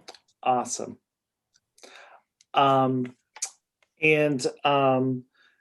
We also have Bar Sparrow, I believe, that is under the ABRA that I also neglected to bring on. So Matthew, I see that you're in the room here. Hi, commissioners. Hey there. Hi. Yeah, so we're here for Bar Sparrow. It's a new retailer's Class C restaurant ABC license at 250 Massachusetts Avenue Northwest inside the Capitol Crossing project. We're looking for a seating capacity of 170 with a summer garden seat count of 40 with an occupancy load on the summer garden. This is outside seating of 80 and a total occupancy load of 380. That's seating and standing both inside and outside altogether. And the hours of operation that we're looking for are 9 a.m. to 1 a.m. on both the inside and the outside. Bar Sparrow is going to be a seafood restaurant really focused heavily on a raw bar theme. And it's from the same restaurant owner that does Reverie in Georgetown, Johnny Sparrow. And unfortunately, he can't be here tonight because he's actually working the line at the other restaurant and waiting for his wife to give birth in the next hours or days. So he apologizes, but he's a little preoccupied at the moment. I would say that's a good preoccupation. It's worth it. We'll give him a pass on this one. And was the address for that? 250. I'm sorry, 250 Massachusetts Avenue Northwest. Thank you. Suite 155. Congratulate him or his wife for getting through that situation. We'll pass on your good wishes, Joanne. Thank you.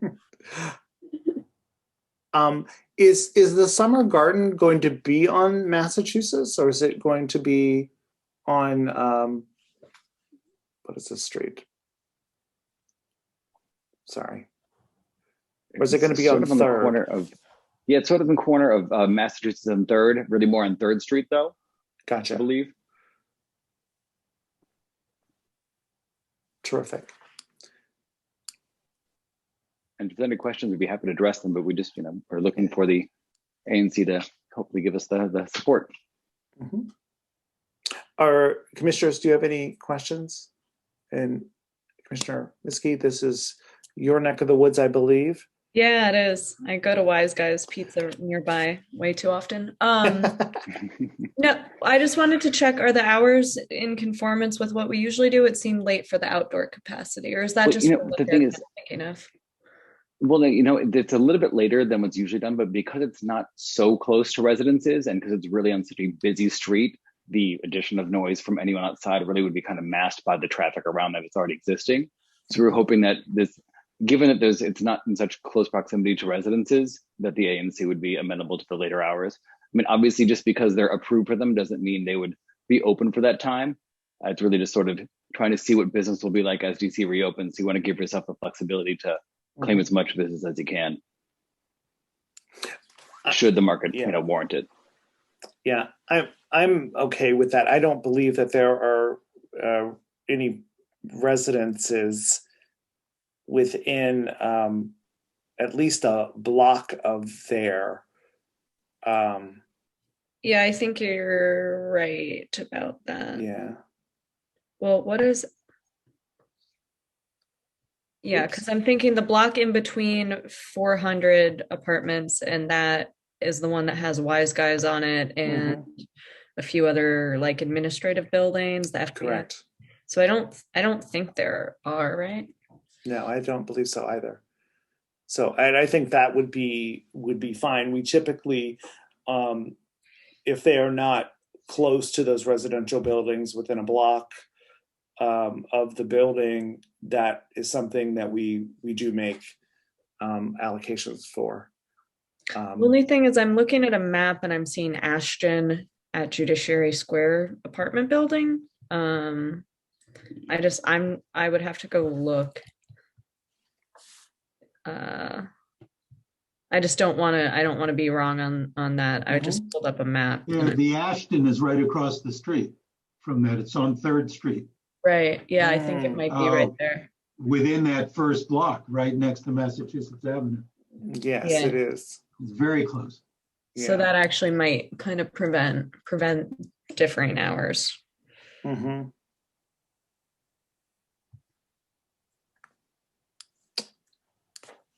Excuse me, I didn't hear the name. What is the bill? The Ashton. Oh, Ashton. Thank you. Yes. Sometimes the sound doesn't, the words don't come through quite as clear as one would like. So it looks like that's an apartment building directly across the street. You can correct us if we're wrong on that, but I'd have to double check because I was actually under the impression that there wasn't anything within a block of this, which is why we applied for the hours that we did. Yeah. I'm just looking on a map right now, and I'm trying to rack my brain because I did a walk through the whole SMD recently, but it looks like it's pretty much directly across the street. On 3rd Street? Yes. I would have to go look in person if there's an entrance. It is across the street, and the building right next to the Ashton is scheduled for construction sooner or later, either a hotel or more apartments. So, yeah, there's a big vacant building at the moment right there, but there are plans for construction. Matthew, you're not, when is the scheduled opening? Do you know? Not for quite a while. I think it's either late summer, fall, but possibly even beyond that, because construction and stuff is being delayed because of as things reopen, it's just not moving as fast as people would like. So there's no imminent rush. I mean, honestly, if we want to take a look and circle back, there is another chance for the June meeting to readdress this, or we can if we figure it out in the meantime, we'll be happy to discuss a change of hours with the ANC. Sure. If we can address it even before the next meeting. Yep. Yeah, and I would just note that, say there were a residential building, I would have no problem with us doing the hours that are the normal hours we do in a residential. No, sure, of course, and that's expectable. Yeah, so we'll just have to look into that, but it looks to me like that might prevent the extended, or at least us recommending it with the extended. Sure. So as far as an action item at this point, nothing has to be done at the moment. If we want to, we can get the details on the proximity of the residential building, and even if we want to sort of see how they feel about it, if they're in support of it, then great. But if they want us to conform with the other Alberts, it's obviously something we can talk to Johnny about. And he wants to be a good neighbor first and foremost. So I don't think there'd be much discussion needed if that's the case. Great. And let's then recall this for the June 8th meeting, so that Commissioner, you have the opportunity to look at that and to engage folks at the Ashton as well. Would that be okay for all parties? Yeah, I think so. I'll take a walk over there and look at the location and see if we can chat with anyone. Great. Then we'll just recall this for the June 8th meeting then, Matt. Okay, sounds great. Thank you all for your time. We appreciate it. Thank you. We're excited for another new restaurant. Yay. Yeah, absolutely. Awesome. Thanks again. Fantastic. Thanks so much. And thank you. I didn't get to see who spoke up about the Ashton, but thank you for bringing that to our attention. Harold. Thank you. Oh, Harold, terrific. Awesome. Thank you, Harold. And then the final item that we have on the agenda we actually have two other items. I asked, due to the technical issues we had earlier, I did suggest that we talk the shelter and give an update for folks who were not able to join us at the beginning because of the link. But I'd first like to call the District of Columbia Office of Human Rights. Agent Brown? Hi, I'm here. Hi there, how are you doing? Good, how are you? Thank you for having me. Appreciate Most it. definitely. I'm gonna go ahead and share my screen. I have a really, very brief presentation. But again, my name is Agent Brown. I'm the Community Engagement Specialist with the DC Office of Human Rights. And we enforce the anti-discrimination laws here in the district. As a lot of you know, please let me know if you can see that. Good, okay, great. Yes, it's on the screen. So as a lot of you know, that we have in DC, we have a lot of progressive protections for both residents and visitors to the district. So on behalf of those residents and visitors, our mission is to eradicate discrimination, increase equal opportunity, and then protect civil rights through enforcement. And basically I'm here today to just inform the community that unfortunately we don't want anyone to come to our office, but unfortunately discrimination does still occur. It happens a lot more subtly these days than it did at one point in our history. And so basically just appealing to both the commissioners and the public that if you do experience discrimination, there is a place that you can turn to seek relief in those kind of incidents. And then we cover the areas that we cover are employment, housing, public accommodations, and then educational institutions.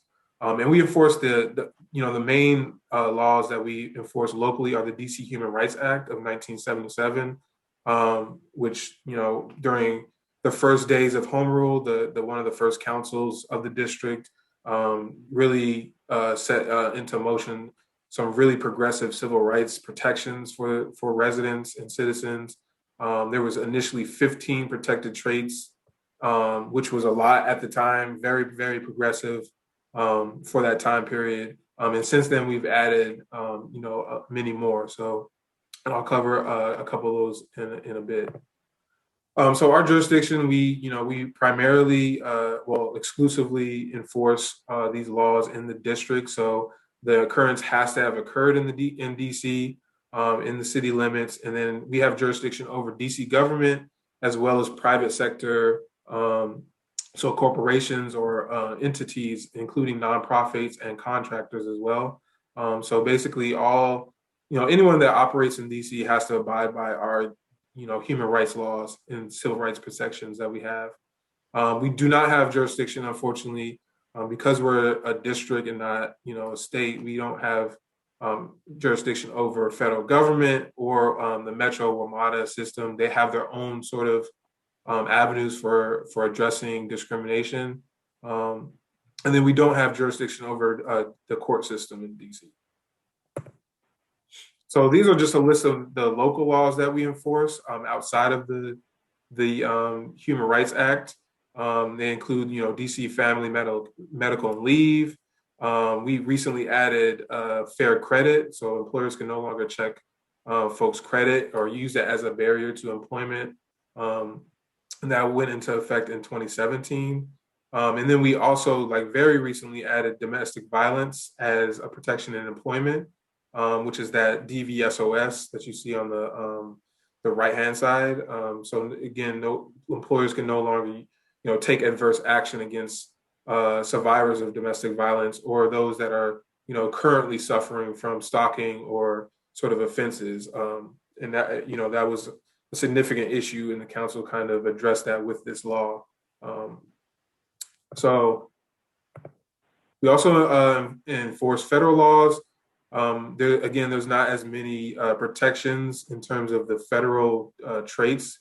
So there's, DC has much more progressive protections for folks, but we still do work with the federal agencies such as HUD and the EEOC in terms of cross-filing and working with those entities on some of the cases that they might hand over to us.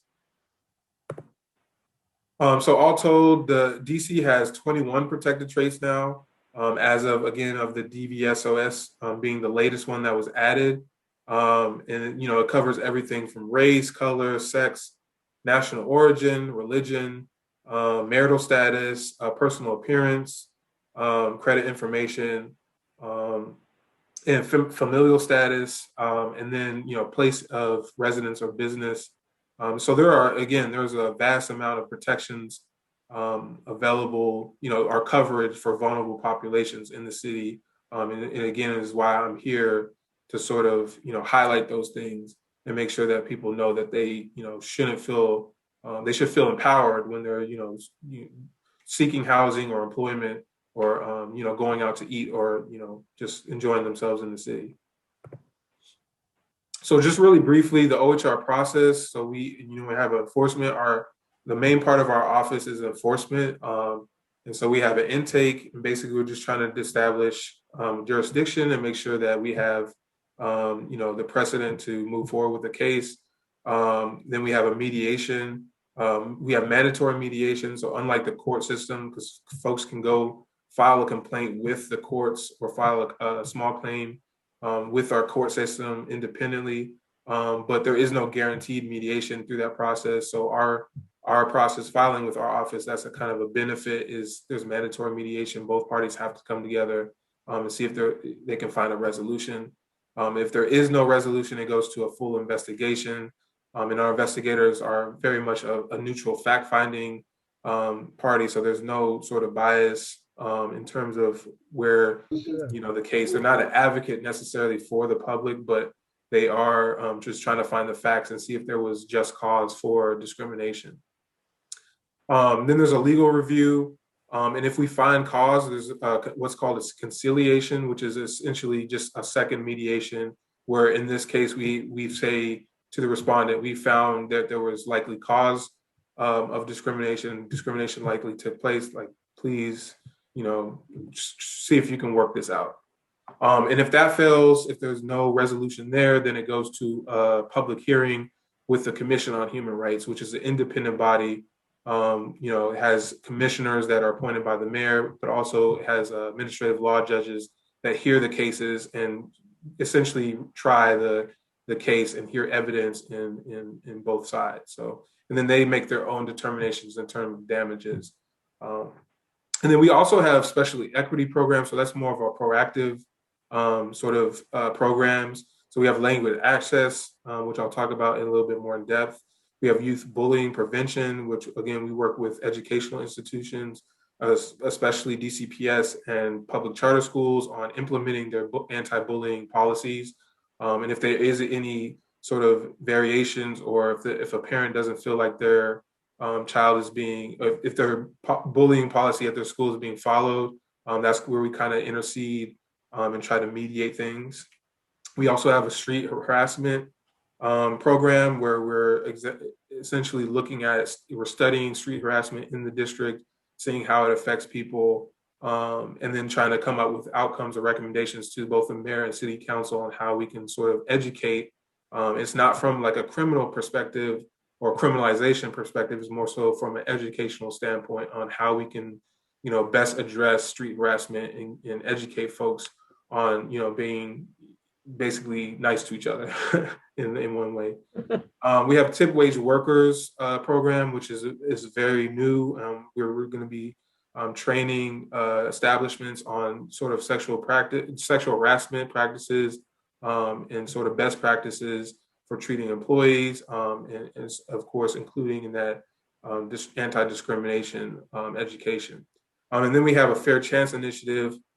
So we enforce the ban the box laws in the district, making it illegal for both housing providers and employers to ask about or inquire about criminal background before offering a conditional offer. And so I usually go around to DC jail and to other justice involved sort of organizations, and also to the FBOP, the Federal Bureau of Prisons, since DC inmates are scattered sort of across the country.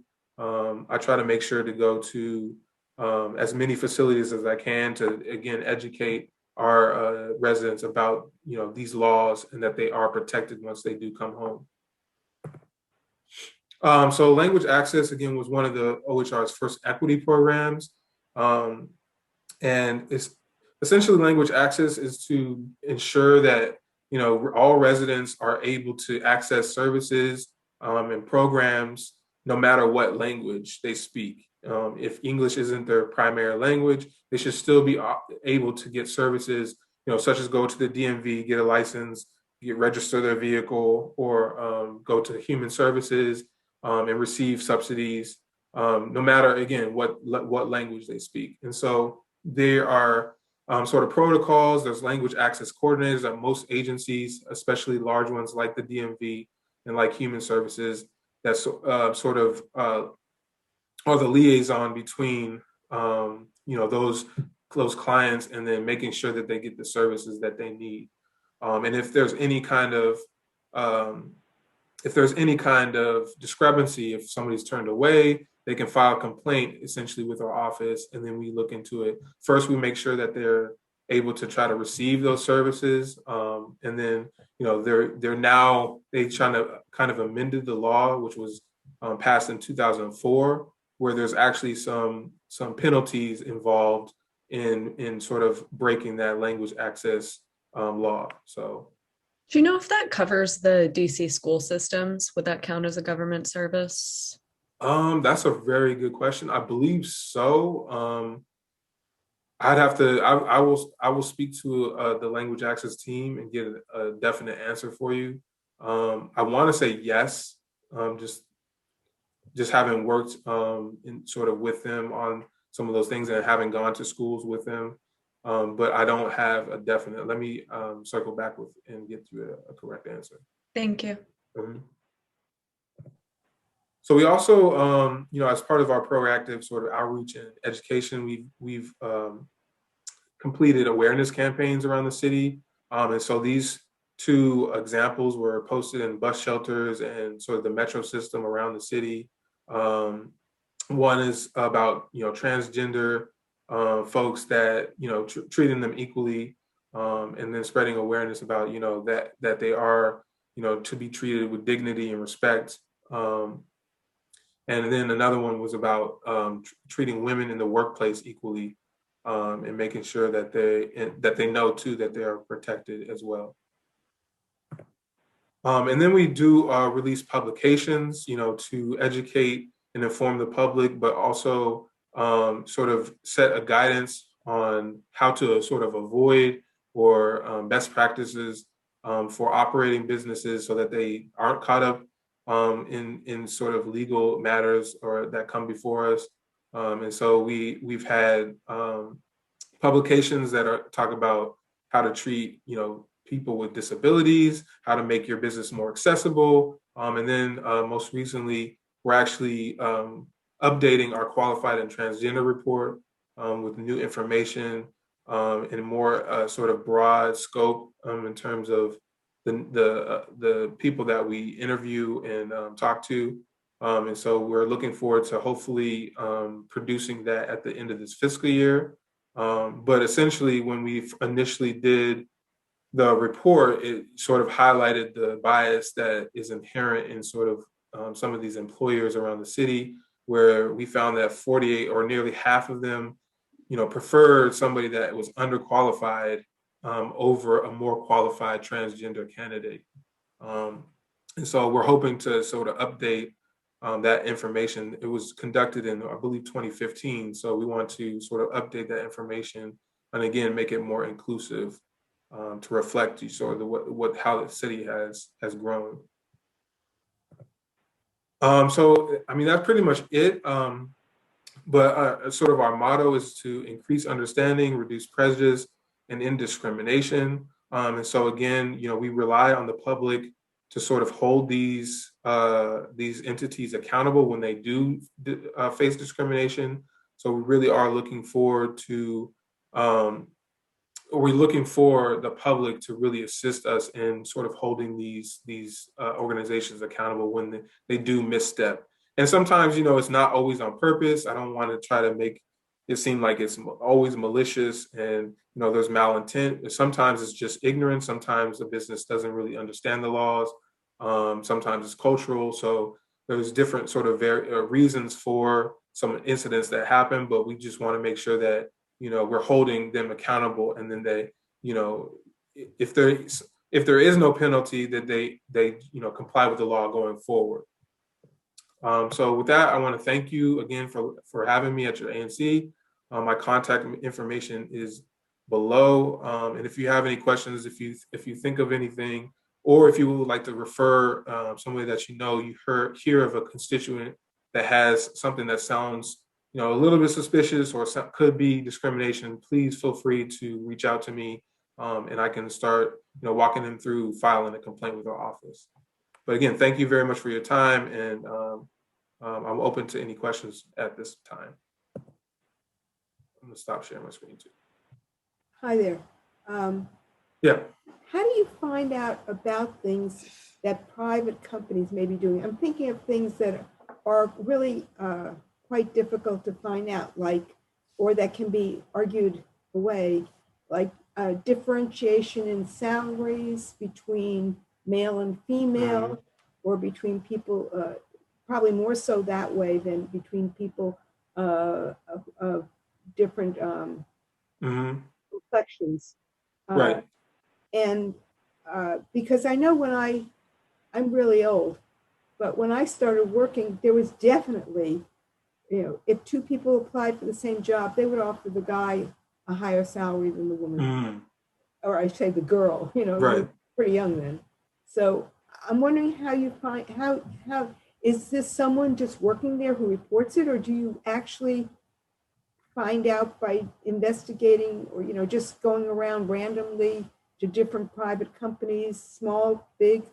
Is there a difference between a small company, a big company, that sort of thing that, So to answer your question, the investigators have a lot of different tactics that they use to sort of dig at the truth. One of them is interviewing sort of witnesses that might sort of back up some of the claims that the complainant has put forward. Also, it's following a complaint, right? Yeah, it's following a complaint. So, but we do have, so to sort of kind of follow up to on your question, we do have the ability to do what's called a director's inquiry, where there's complaints that are being lodged against a company, let's say, but there is no formal complaint necessarily. So we can basically, without a complaint, we can go investigate that corporation and see if there is any sort of discrimination that is taking place on a wholesale basis. We don't really use that very often, but it is something that we're able to do. So if there are bad actors in the city that, someone calls to our attention, again, they can contact me or, and point out basically, this company has been a problem. Historically, they've been paying women much lower rates than the males. We would like you to launch a director's inquiry into this company and find out what is going on. And then, so on top of that, we have, given that these are sort of formal complaints and they're docketed, so they're essentially court cases. Our investigators have the tools to subpoena records. They have, those kind of tools at their disposal to dig at the truth. And so a lot of things, again, are documented so they can sort of look at the payroll and make determine those comparisons. So like if the complainant is getting paid far less than their male counterpart and they're doing essentially the same job and they have the same duties, or they have even more duties, they're asked by the supervisor to do more things, then again, that makes a strong case for that complainant. Are there any features or types of things that would point you to certain groups of companies? For example, small versus medium versus large, or this field of business versus that field of business? Or is it just? Are you kind of asking are there trends in terms of? I want to say there are differences by, let's say, a company that is a sole proprietorship and they hire two or three other people, but versus a company that's hires 50 people, or different sizes, different fields. Architects do it more than planners do. Things like that. I wouldn't be able to answer. I think it's mainly on a case by case basis. I will say that a lot of times larger corporations, they have this sort of legal wherewithal to sort of have trainings for managers and hiring managers so that they have sort of those best practices going into hiring events or hiring staff. And so they kind of know what not to do and what not to say. And as opposed to like a smaller company, they may not have those resources where they know the laws up front and they kind of have to dig on their own. So they may not, they might make a misstep in hiring or disciplining an employee. Whereas a larger corporation, again, they kind of know the ropes and they know how to do things, and sort of like the loopholes, I guess you will say. So is DC pretty good at following at not discriminating? You said what? Are DC businesses pretty good at not discriminating? No, I think we're far and above, because again, the that's number. What I would assume. I was just wondering if that was the case. That was my assumption. Yeah, I think DC on a whole is much better, just given that, again, the number of protections that we have, and the just the sheer number of laws, the different kinds of protection, the laws that protect people. I think it's more conducive to businesses being more careful, I'll say, as opposed to maybe other jurisdictions where, again, they only follow the federal protected traits, which there's only 7 to Oh, 10. I think like compared Yeah. to New York. they're much better. I'm gonna, we have another hand up. Sorry. Mr. Black. Yes. So that was a great little round. I want to do one similar. So, do you know what the level of cases filed on race or personal appearance was for FY20? FY20. I don't have them off the top of my head. I do know that race is our number one complaint, and in terms of employment, race is the number one complaint that we get, other than disability. So those are the 2 top categories that people file under, is race and disability. On the direct numbers, I would have to get back to you, circle back on with you on that. And I'm going to drop my email address in the chat. Is there any chance that's publicly available on the website? Yeah, I can. I'll drop a link to because we have our annual sort of report that goes out every year. I believe we're working on FY20 now. But for example, I can drop this FY19 by the numbers at a glance here for you. 1 second. So that's just like a snapshot. It's an infographic that has some of the numbers from FY19. It talks about, again, how many cases were settled, how many cases were docketed, the number of the dollar amount that was settled. And, we recouped $2.5 million in settlements during FY19 mediations. And then it talks about sort of the number one complaints. It says in this is sex and disability were the most commonly cited protected traits and discrimination complaints filed in FY19. So I don't know if that trend holds true, but typically in employment, it's race and sex and then disability. Thank you.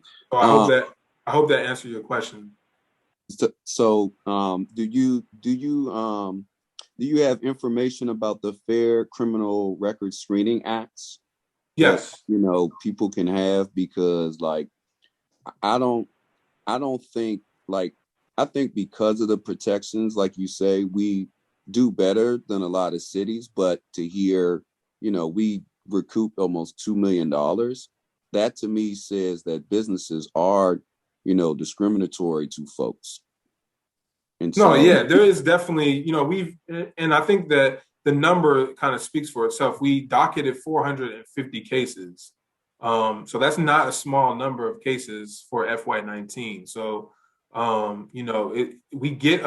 average, I want to say, and this is off the top of my head, so I don't want to misspeak, but we average roughly 1,500 to 1,700 complaints every year, given any fiscal year. And so, even though we are, I think, above other jurisdictions in terms of our discrimination, it still is going on. And that's, exactly the reason I'm here before this ANC, is to sort of spread that information that discrimination is still happening, and that we rely, on the public to sort of hold these entities accountable. Otherwise, they'll keep doing it and essentially, get away with it. And so that's why I'm sort of here to appeal to people and educate people, on those protections, and to make sure that you are sort of filing complaints if you do hear of those kind of incidents.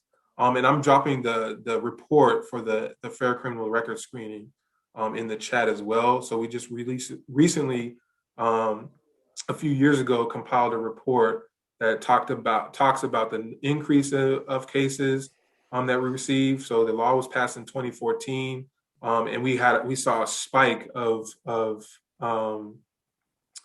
cases come in because simply, you didn't have to necessarily be a returning citizen to file a complaint. As long as you saw the question asked on the application, or you were asking an interview, you could file a complaint.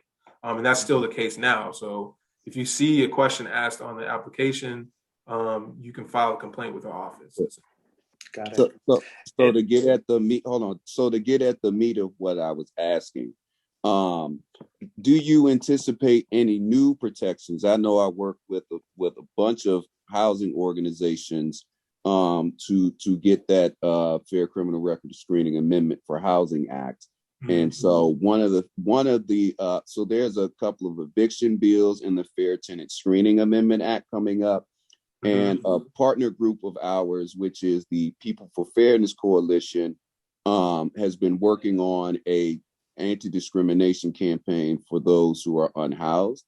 And so Councilmember Grosso has twice introduced the Michael A. Stoops Anti-Discrimination Act, which to the 21 traits would add, the definition by HUD of homelessness to that. We're hoping that Councilmember White will introduce it soon, but are these some of the bills that you're taking a look at? Because I know in FY20, you got a substantial budget hike. I think it was like maybe anywhere from 5K to 8K to kind of increase investigations. So do you anticipate those being passed this year?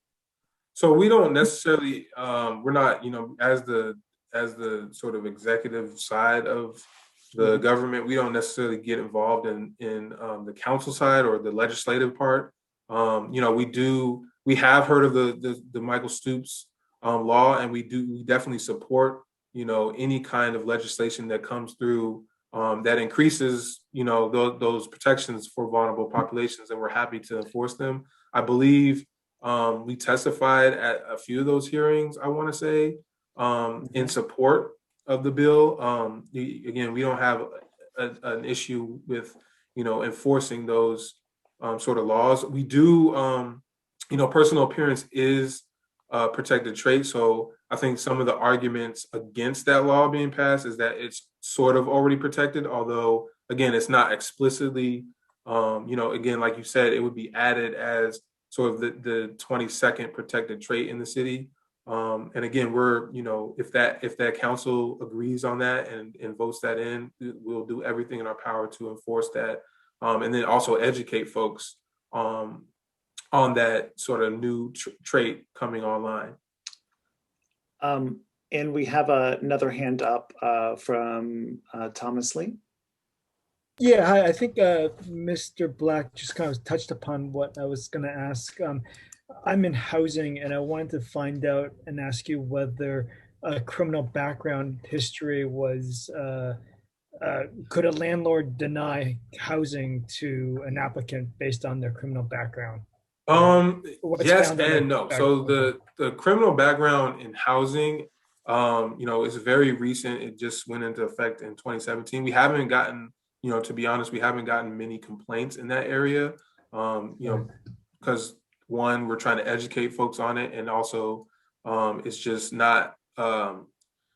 It's kind of an interesting topic. I've gone to both landlord sort of association meetings and educated them on it, and they have a very strong opinion about this kind of law, but also on the flip side, just historically, given the fact that returning citizens are sort of discriminated against in housing, and they're not able to get back on their feet, which can lead to different decisions that land them back in the criminal justice system. So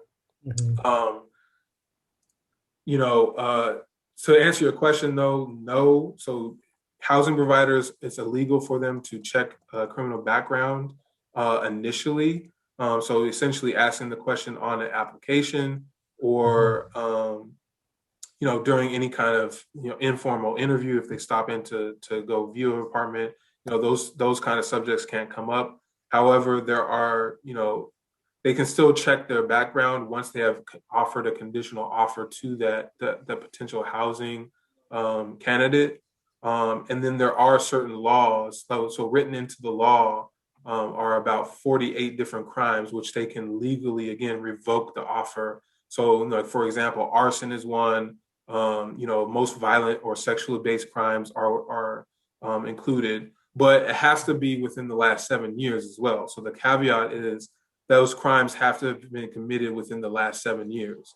And so if they're not, they shouldn't be considered if they haven't, committed a violent act or they haven't reoffended, in the last 7 years, and that criminal background should basically be ignored, and they should be seen as any other prospective tenant. Great. Thank you, Mr. Brown. We appreciate your engagement tonight in this great discussion. Yeah, I think it's really important to know that this office is here for DC residents and for anybody visiting in DC, not just DC resident, and that it is a valuable resource that should be utilized. Absolutely. Thank you very much. And Mr. Black, I'm going to drop my phone number in the chat as well. So if you want to give me a call and we can talk more in detail offline, feel free to either shoot me an email or give me a call, and we can speak. But yeah, thank you very much, and have a good night. Thank you, everybody. Thank you. Thank you.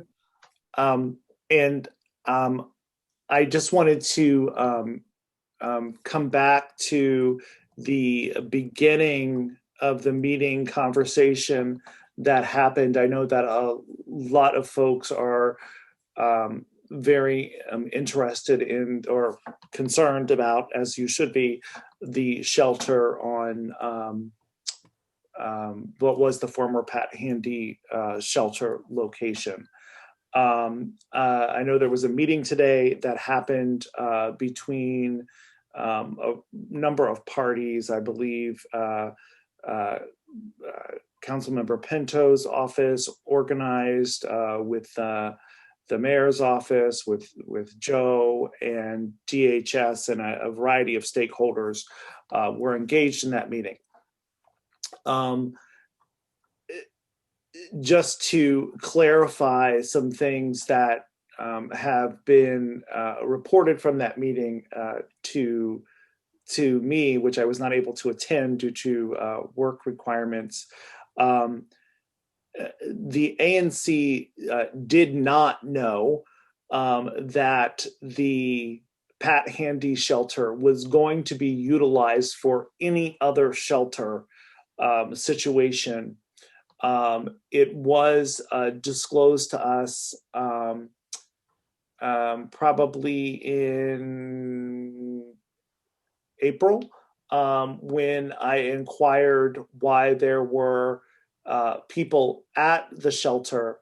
I was told that the shelter was being used temporarily as a hypothermia shelter for residents during COVID, because they were spreading folks out in the situation, and that would end at the end of hypothermia season, and that this was only happening at the shelter because there was a delay in the permits necessary to renovate the existing shelter.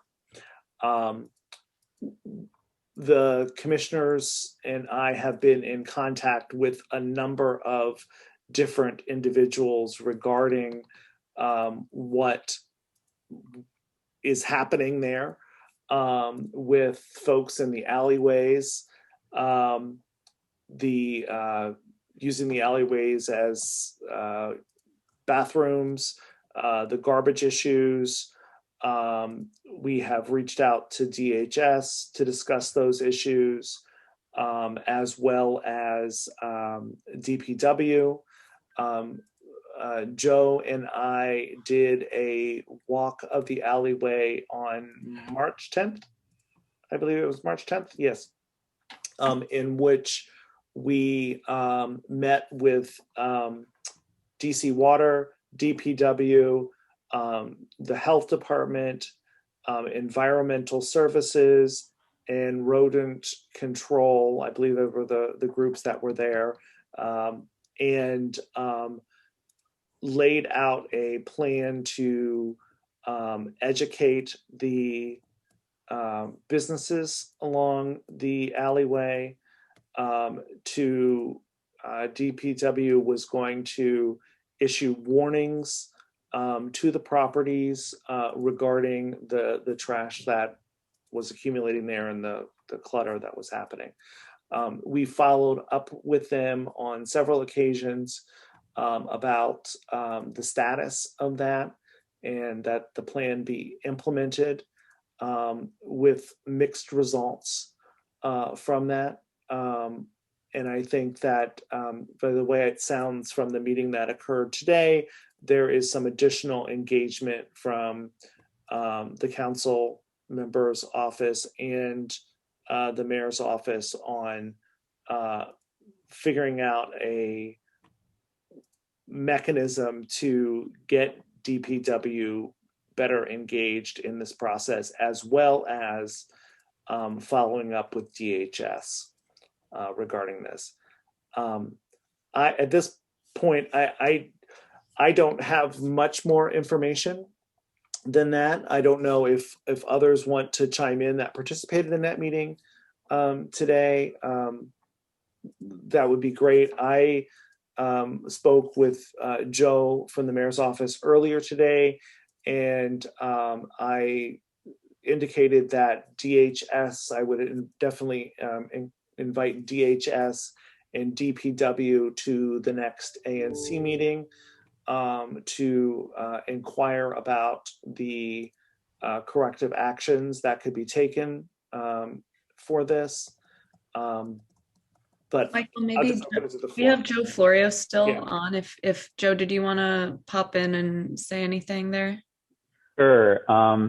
So this, and I don't know if Genevieve is still on. She's the chief of staff for Brooke, Councilmember Pinto. She organized this meeting, and I attended, and there was an official from DHS there. Doug was there. I see him on the call too. Hi, Doug. And then a parishioner from St. Mary's, and I'm forgetting his name, but the father at St. Mary's. I will learn it quickly, I'm sure. Anyway, we were all there, and yes. And then so basically listening about all the issues that are happening, specifically stemming from the shelter. And it comes down to possibly crime, possibly use of drugs, defecation and using the alleyway as a restroom, trash issues, certainly. And so listening to all that, and, that meeting was meant to bring the agency and the government together with the folks who are seeing it and experiencing this every single day. To Michael's point, yes, we did walk the alleyway. The alleyway was a kind of separate issue. The trash with the shelter was still a problem. But looking at that, I see that I need to continuously follow up with my agencies to make sure that this isn't a one-off cleaning or a one-off ticketing, but a continuous enforcement that happens in this alleyway, because there's a lot more issues than just trash. Grease abatement is an issue that continues to be an issue, and I don't believe has really been resolved. So that's something, this is a multi-agency response, and I'm sure Commissioner Schenkel will be in touch with DHS and invite them to the ANC meeting in June. I will also let them know on my end that you all will be requesting that they attend, as well as DPW. But I intend to make this one of my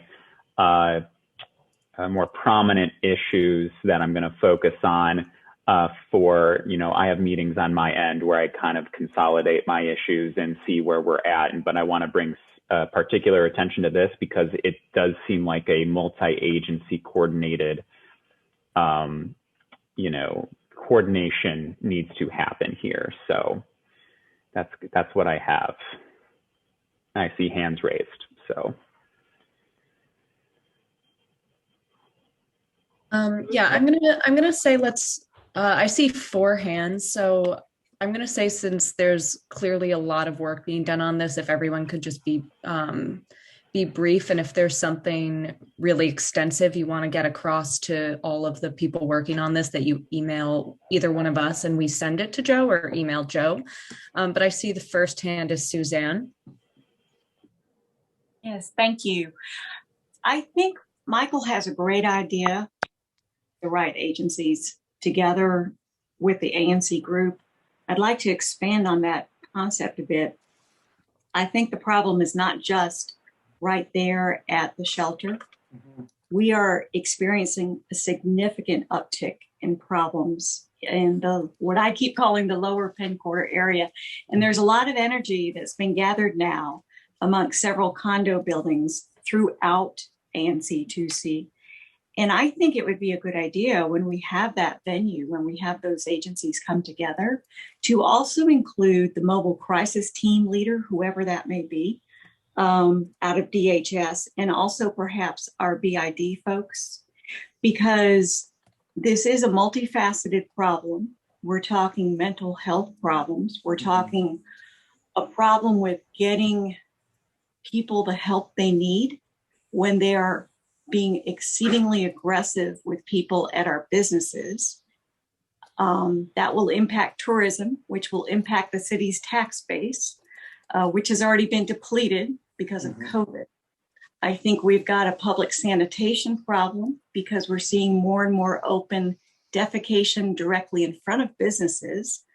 And we've got a pedestrian safety problem because there are times where it is impossible to walk by certain people who tragically are living on our streets without having things literally thrown at you.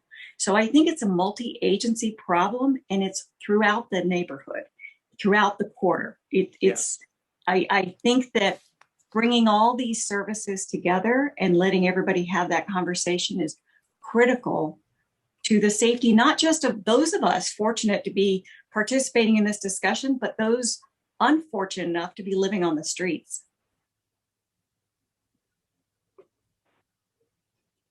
Thank you. Thank you. Thanks, I have Doug next in line. Sorry, Michael. No, please. Yeah. Thank you. Is my microphone on? Can I be heard? Yes. You can be. Okay, great. I'll be very brief, Ellie. Thank you. First of all, I just want to state that I'm impressed as always with the service, the spirit of service offered by all the people in the ANC, at the mayor's office, Genevieve from Councilwoman's office. So it's really exciting to get the conversations moving and to just meet people in person that are really committed to doing a humane thing. And all the comments related to this issue are incredibly humane. They're sympathetic to this very challenged population, while at the same time being concerned about safety, sanitation, all those things. So I just want to say on behalf of my residents, I'm really glad for that. I'm really glad for the attention and for the excellent listening that's been going on and the understanding of the issues. I will just say that one of the things that was brought up at the meeting this morning with the various clergy, with the council member's office, with Mr. Florio, et cetera, is we can complain and raise our voices, but we're certainly interested in doing more and being part of the solution if possible. And so if the ANC or various leadership figures out that there's a way to deploy the human energy, I'd be interested in helping lead that. One of the ideas floated was a alley cleanup day, which could be a coordinated effort, not only between some of the shelter members, and we learned today that many of these members are actually victims of bad actors as opposed to the perpetrating parties, or at least that was I don't know if I should be embarrassed to say that was a new idea for me because I'm just so naive to these issues and new to this. But establishing a relationship between members of the community such that these people want to be and are encouraged to be good neighbors, I think has a lot of positive outcomes. So that's just one idea that was floated, seemed to be positively received. And if people think of other things, I encourage them to reach out and let us know. That's all. Very, very thankful to all of your involvement. It's a really great point about an alley cleanup day. And I was actually kind of thinking about something like that. And the ANC could even, with our resources, could fund a dumpster, bags, whatever that we need to do that. But more importantly, I want to make sure that the root causes are being addressed, that we're not just making this a Band-Aid kind of fix, that we're going to clean it up and then, come Monday morning, it's a disaster again or something like that. So this is particularly why I appreciate Mr. Florio's repetition of the idea that this is a systemic issue, that you can clean up the alley and it'll just get dirty again if you don't address all these things in concert. So it's really great to see that everyone understands what's going on, and maybe something will happen this time. So, yeah. By the way, I don't think I'm sorry. Hire a dumpster. Hire a company to provide a dumpster. The city will do that. If you get the right, the agencies that have the dumpsters, they do that, and they'll help doing the cleanup too. Great. Thank you, Joanne, for that. So we had two more comments left. MS Anderson, you're up. Thank you. Can everyone hear me? Yes. All right, great. There's actually a little feedback. Do you have to, I could mute one. Is your phone number perfect? That might be better. How's this? Can everyone hear me? Yeah, that's better. Thank you. Okay. Hey, just so I won't belabor the point, and this is probably I know we didn't. I think most of the folks from Councilmember Pinto's office are unfortunately have already. It's part of the meeting, but Mr. Florio is still here, and this is good. I think Genevieve is on the line, so I think. Oh, okay. Maybe I'm not as We're here. astute at reading the. Hi, I'm here. Okay, great. So, just real quick, I want to emphasize kind of two facets of this. One, that I work with Doug all the time, and I'm on the condo board with him, and everyone in my building and all of our neighbors throughout, we all kind of understand that we've talked about the systemic nature and the kind of deep-seated problem, and this is a multifaceted problem with a multi-agency solution, and that is all true. And but I want to emphasize in the short term and in the specific reality of the area in vicinity of 510 8th Street Northwest and the alley that connects 5th and 6th Street in that block, there I highly recommend and urge just some very straightforward short-term mitigation measures. Because I've been an owner and / a resident on that block since 2005. There's always been some form of shelter there at 810 5th Street Northwest.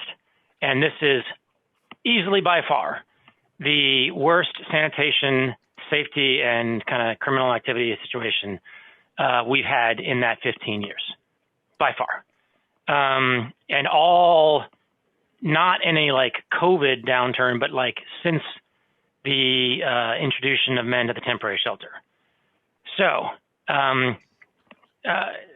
my neighbors and I, Doug, none of us are, I don't want to conflate our concerns with kind of the classic NIMBY type thing, because we've had, for the first several years I lived in that building, the Gospel Rescue Ministries ran a shelter there, and they were great neighbors. And honestly, most of the folks who are using the shelter right now are, frankly, mostly fine. And I want to say fine in the sense that I have, in the last several days, there's a couple gentlemen who basically spend all day sitting on the stoop of between 805 6th Street Northwest, and they drink beer all day on the stoop. That's not ideal. I want to be clear there, and they've got a problem, and we want to help them deal with that. But they don't do anything aggressive to block the sidewalk. They do get up and throw their beer cans and thing, and they don't harass anybody. They're not intimidating. Now, I really don't know what they're doing to go to the bathroom, which is frankly a problem. But that kind of activity has been around in the block for a while, and that's not the problem we're talking about here. We're talking about another order of magnitude of intimidating, aggressive, unsafe behavior, and a whole nother level of sanitation problem. Not just in the alley, but in in front of our buildings, in front of apartment buildings, residential buildings, businesses in that vicinity. So, when the Gospel Rescue Ministries was there, and I dealt with them relatively regularly, as we were good neighbors, they did pretty simple stuff to maintain to kind of mitigate the risk of their population in that shelter, a men's shelter. They had good trash collection. They had security folks. They had kind of restricted it who they came, but they just walked out and kind of courtesy patrolled the area frequently. And they, I think, offered some kind of, for their regulars and what have you, like offered bathroom facilities for their folks, like during the course of the day. And these are kind of basic, straightforward, probably not high cost measures that we need to see in this vicinity right now. I don't want the short-term kind of things for us to kind of like forget to do the short-term stuff that we right now, as we begin to build what we should, the kind of long-term systemic plan to address the problem we've got. So I just wanted to kind of urge that short-term stuff. And these shouldn't be high dollar, high cost, big lift type things. There's some pretty simple stuff you can do to mitigate. Now, to be honest, there's also some guys that, they have the bad apples ruin the bunch, right? That are very aggressive, and like talked about, throw things at people, or at worse, are just verbally and physically intimidating on the sidewalks in the neighborhood. And there's got to be something to deal with that small 10% that's going on there as well.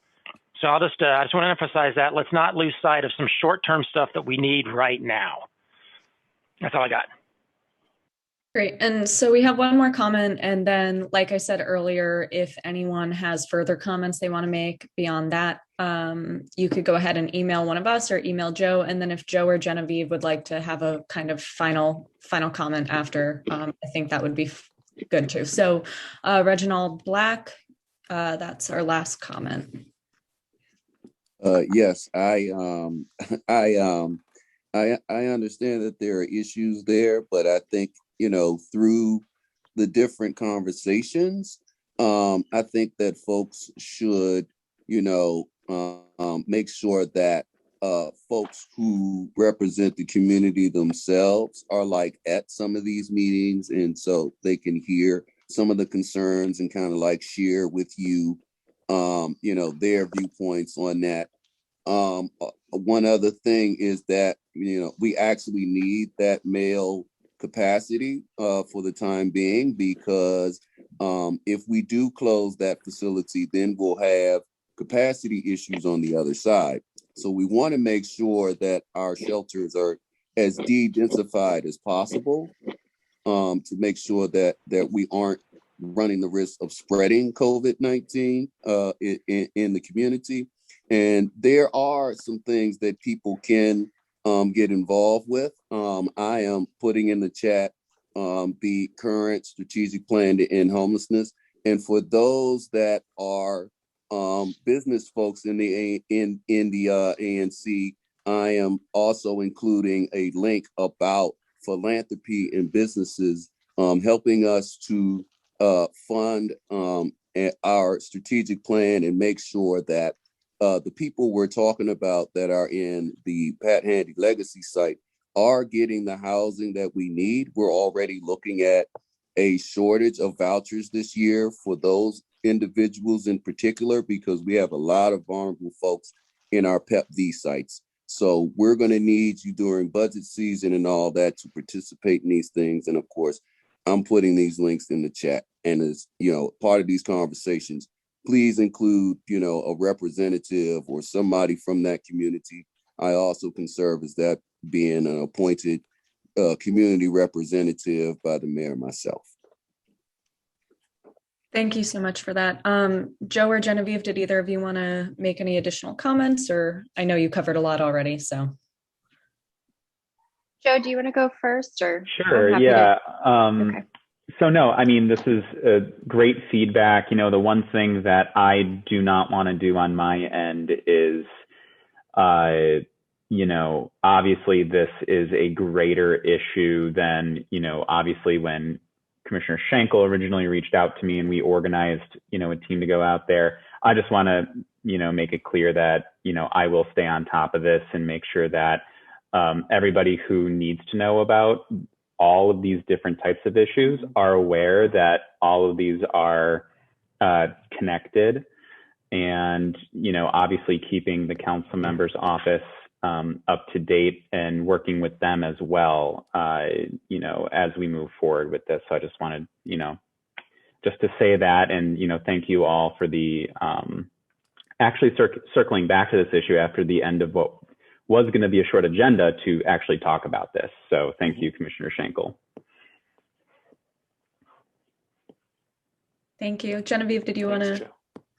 Yeah, I just wanted to add that our office will certainly be working with Joe and the mayor's office to address both the short-term solutions and long-term solutions. So making sure that we can get regular cleaning of the alley and addressing any issues with the businesses and regulations, and working with Joe to make sure that all those connections are made between the agencies that need to be made. But also on the long-term side for the council member's office, she's committed to advocating for some serious investments in permanent supportive housing. So she's asked the mayor to include $100 million in permanent supportive housing vouchers, and working with the Way Home campaign, which I believe Mr. Black has been a part of in his advocacy. So we are committed to the short-term solutions and long-term solutions. And I think what's most important is that everyone who's spoken on this issue today feels like they're being heard, and we will provide regular updates to make sure that these challenges are being addressed. So thank you again for having us speak on this again. Thank you. I see two hands. Suzanne? Yes, sir. Thank you. I'll make it quick because I know everybody's getting tired at this point. I think that whenever we do gather the right points of contact for the city to have this discussion with the ANC 2C community, I think we need to make sure that the discussion to include MPD as to when we the residents are walking on the streets and we are being threatened or harassed, we need to understand who to call and what to expect in terms of the city's response, because it is a sanitation problem. My God, it's a mental health problem. It's like I said before, the tragedy of people being without a permanent place to live, without opportunities in life that obviously all of us on this conversation have. But I cannot emphasize enough the personal safety concern that I know my members of this residential community have identified, as well as many of the residential communities throughout ANC 2C. So we can't lose track that people fear for their safety as well. Right. Last comment, thank you. And Mr. Lee, I mean, is it Thomas Lee? Yeah, Thomas. Yeah, I'll make this pretty brief as well. I take my daughter to school every morning, and she's asked me, she's actually guided me away from certain corners because she's afraid of some of the people that have made themselves home. And more recently, she's asked whether we could move, which is move somewhere else, which is kind of hurtful. But anyway, my question, and thank you. Mike, she's in the back here. My question is, and I don't have anyone else to ask of this, so I'll ask it here. I mean, the people that we're seeing on the corners, they're not that. I mean, they're not. I wonder if they're even housable. I wonder if they're there because they're not housable.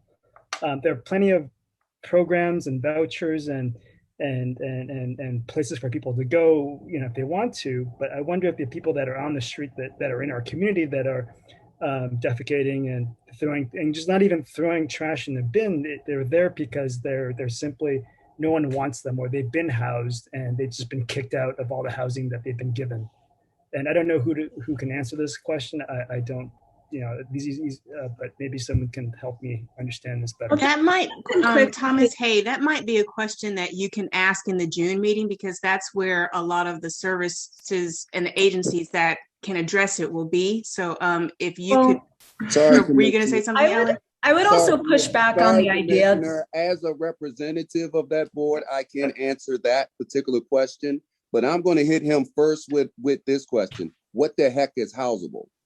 And you just heard what the OHR said. So I don't know what housable is. Second, yeah, I was going to interject. Have an issue with housing resources when we're talking about, when we're talking about housing in the District of Columbia. I'm sorry, Commissioner Chairman, but I have to put it out there. We deal with not having enough housing resources every year. So I don't know what housable is. Well, I think it is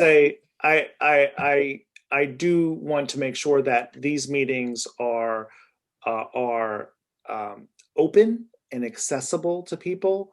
And I think it is if the wordage was not correct and how it was presented, I think these are questions that need to be asked on why individuals are not necessarily able to get access to housing and or choose not to in some situations. So I just want to make that known to this group that this needs to be a supportive environment in which we solve solutions.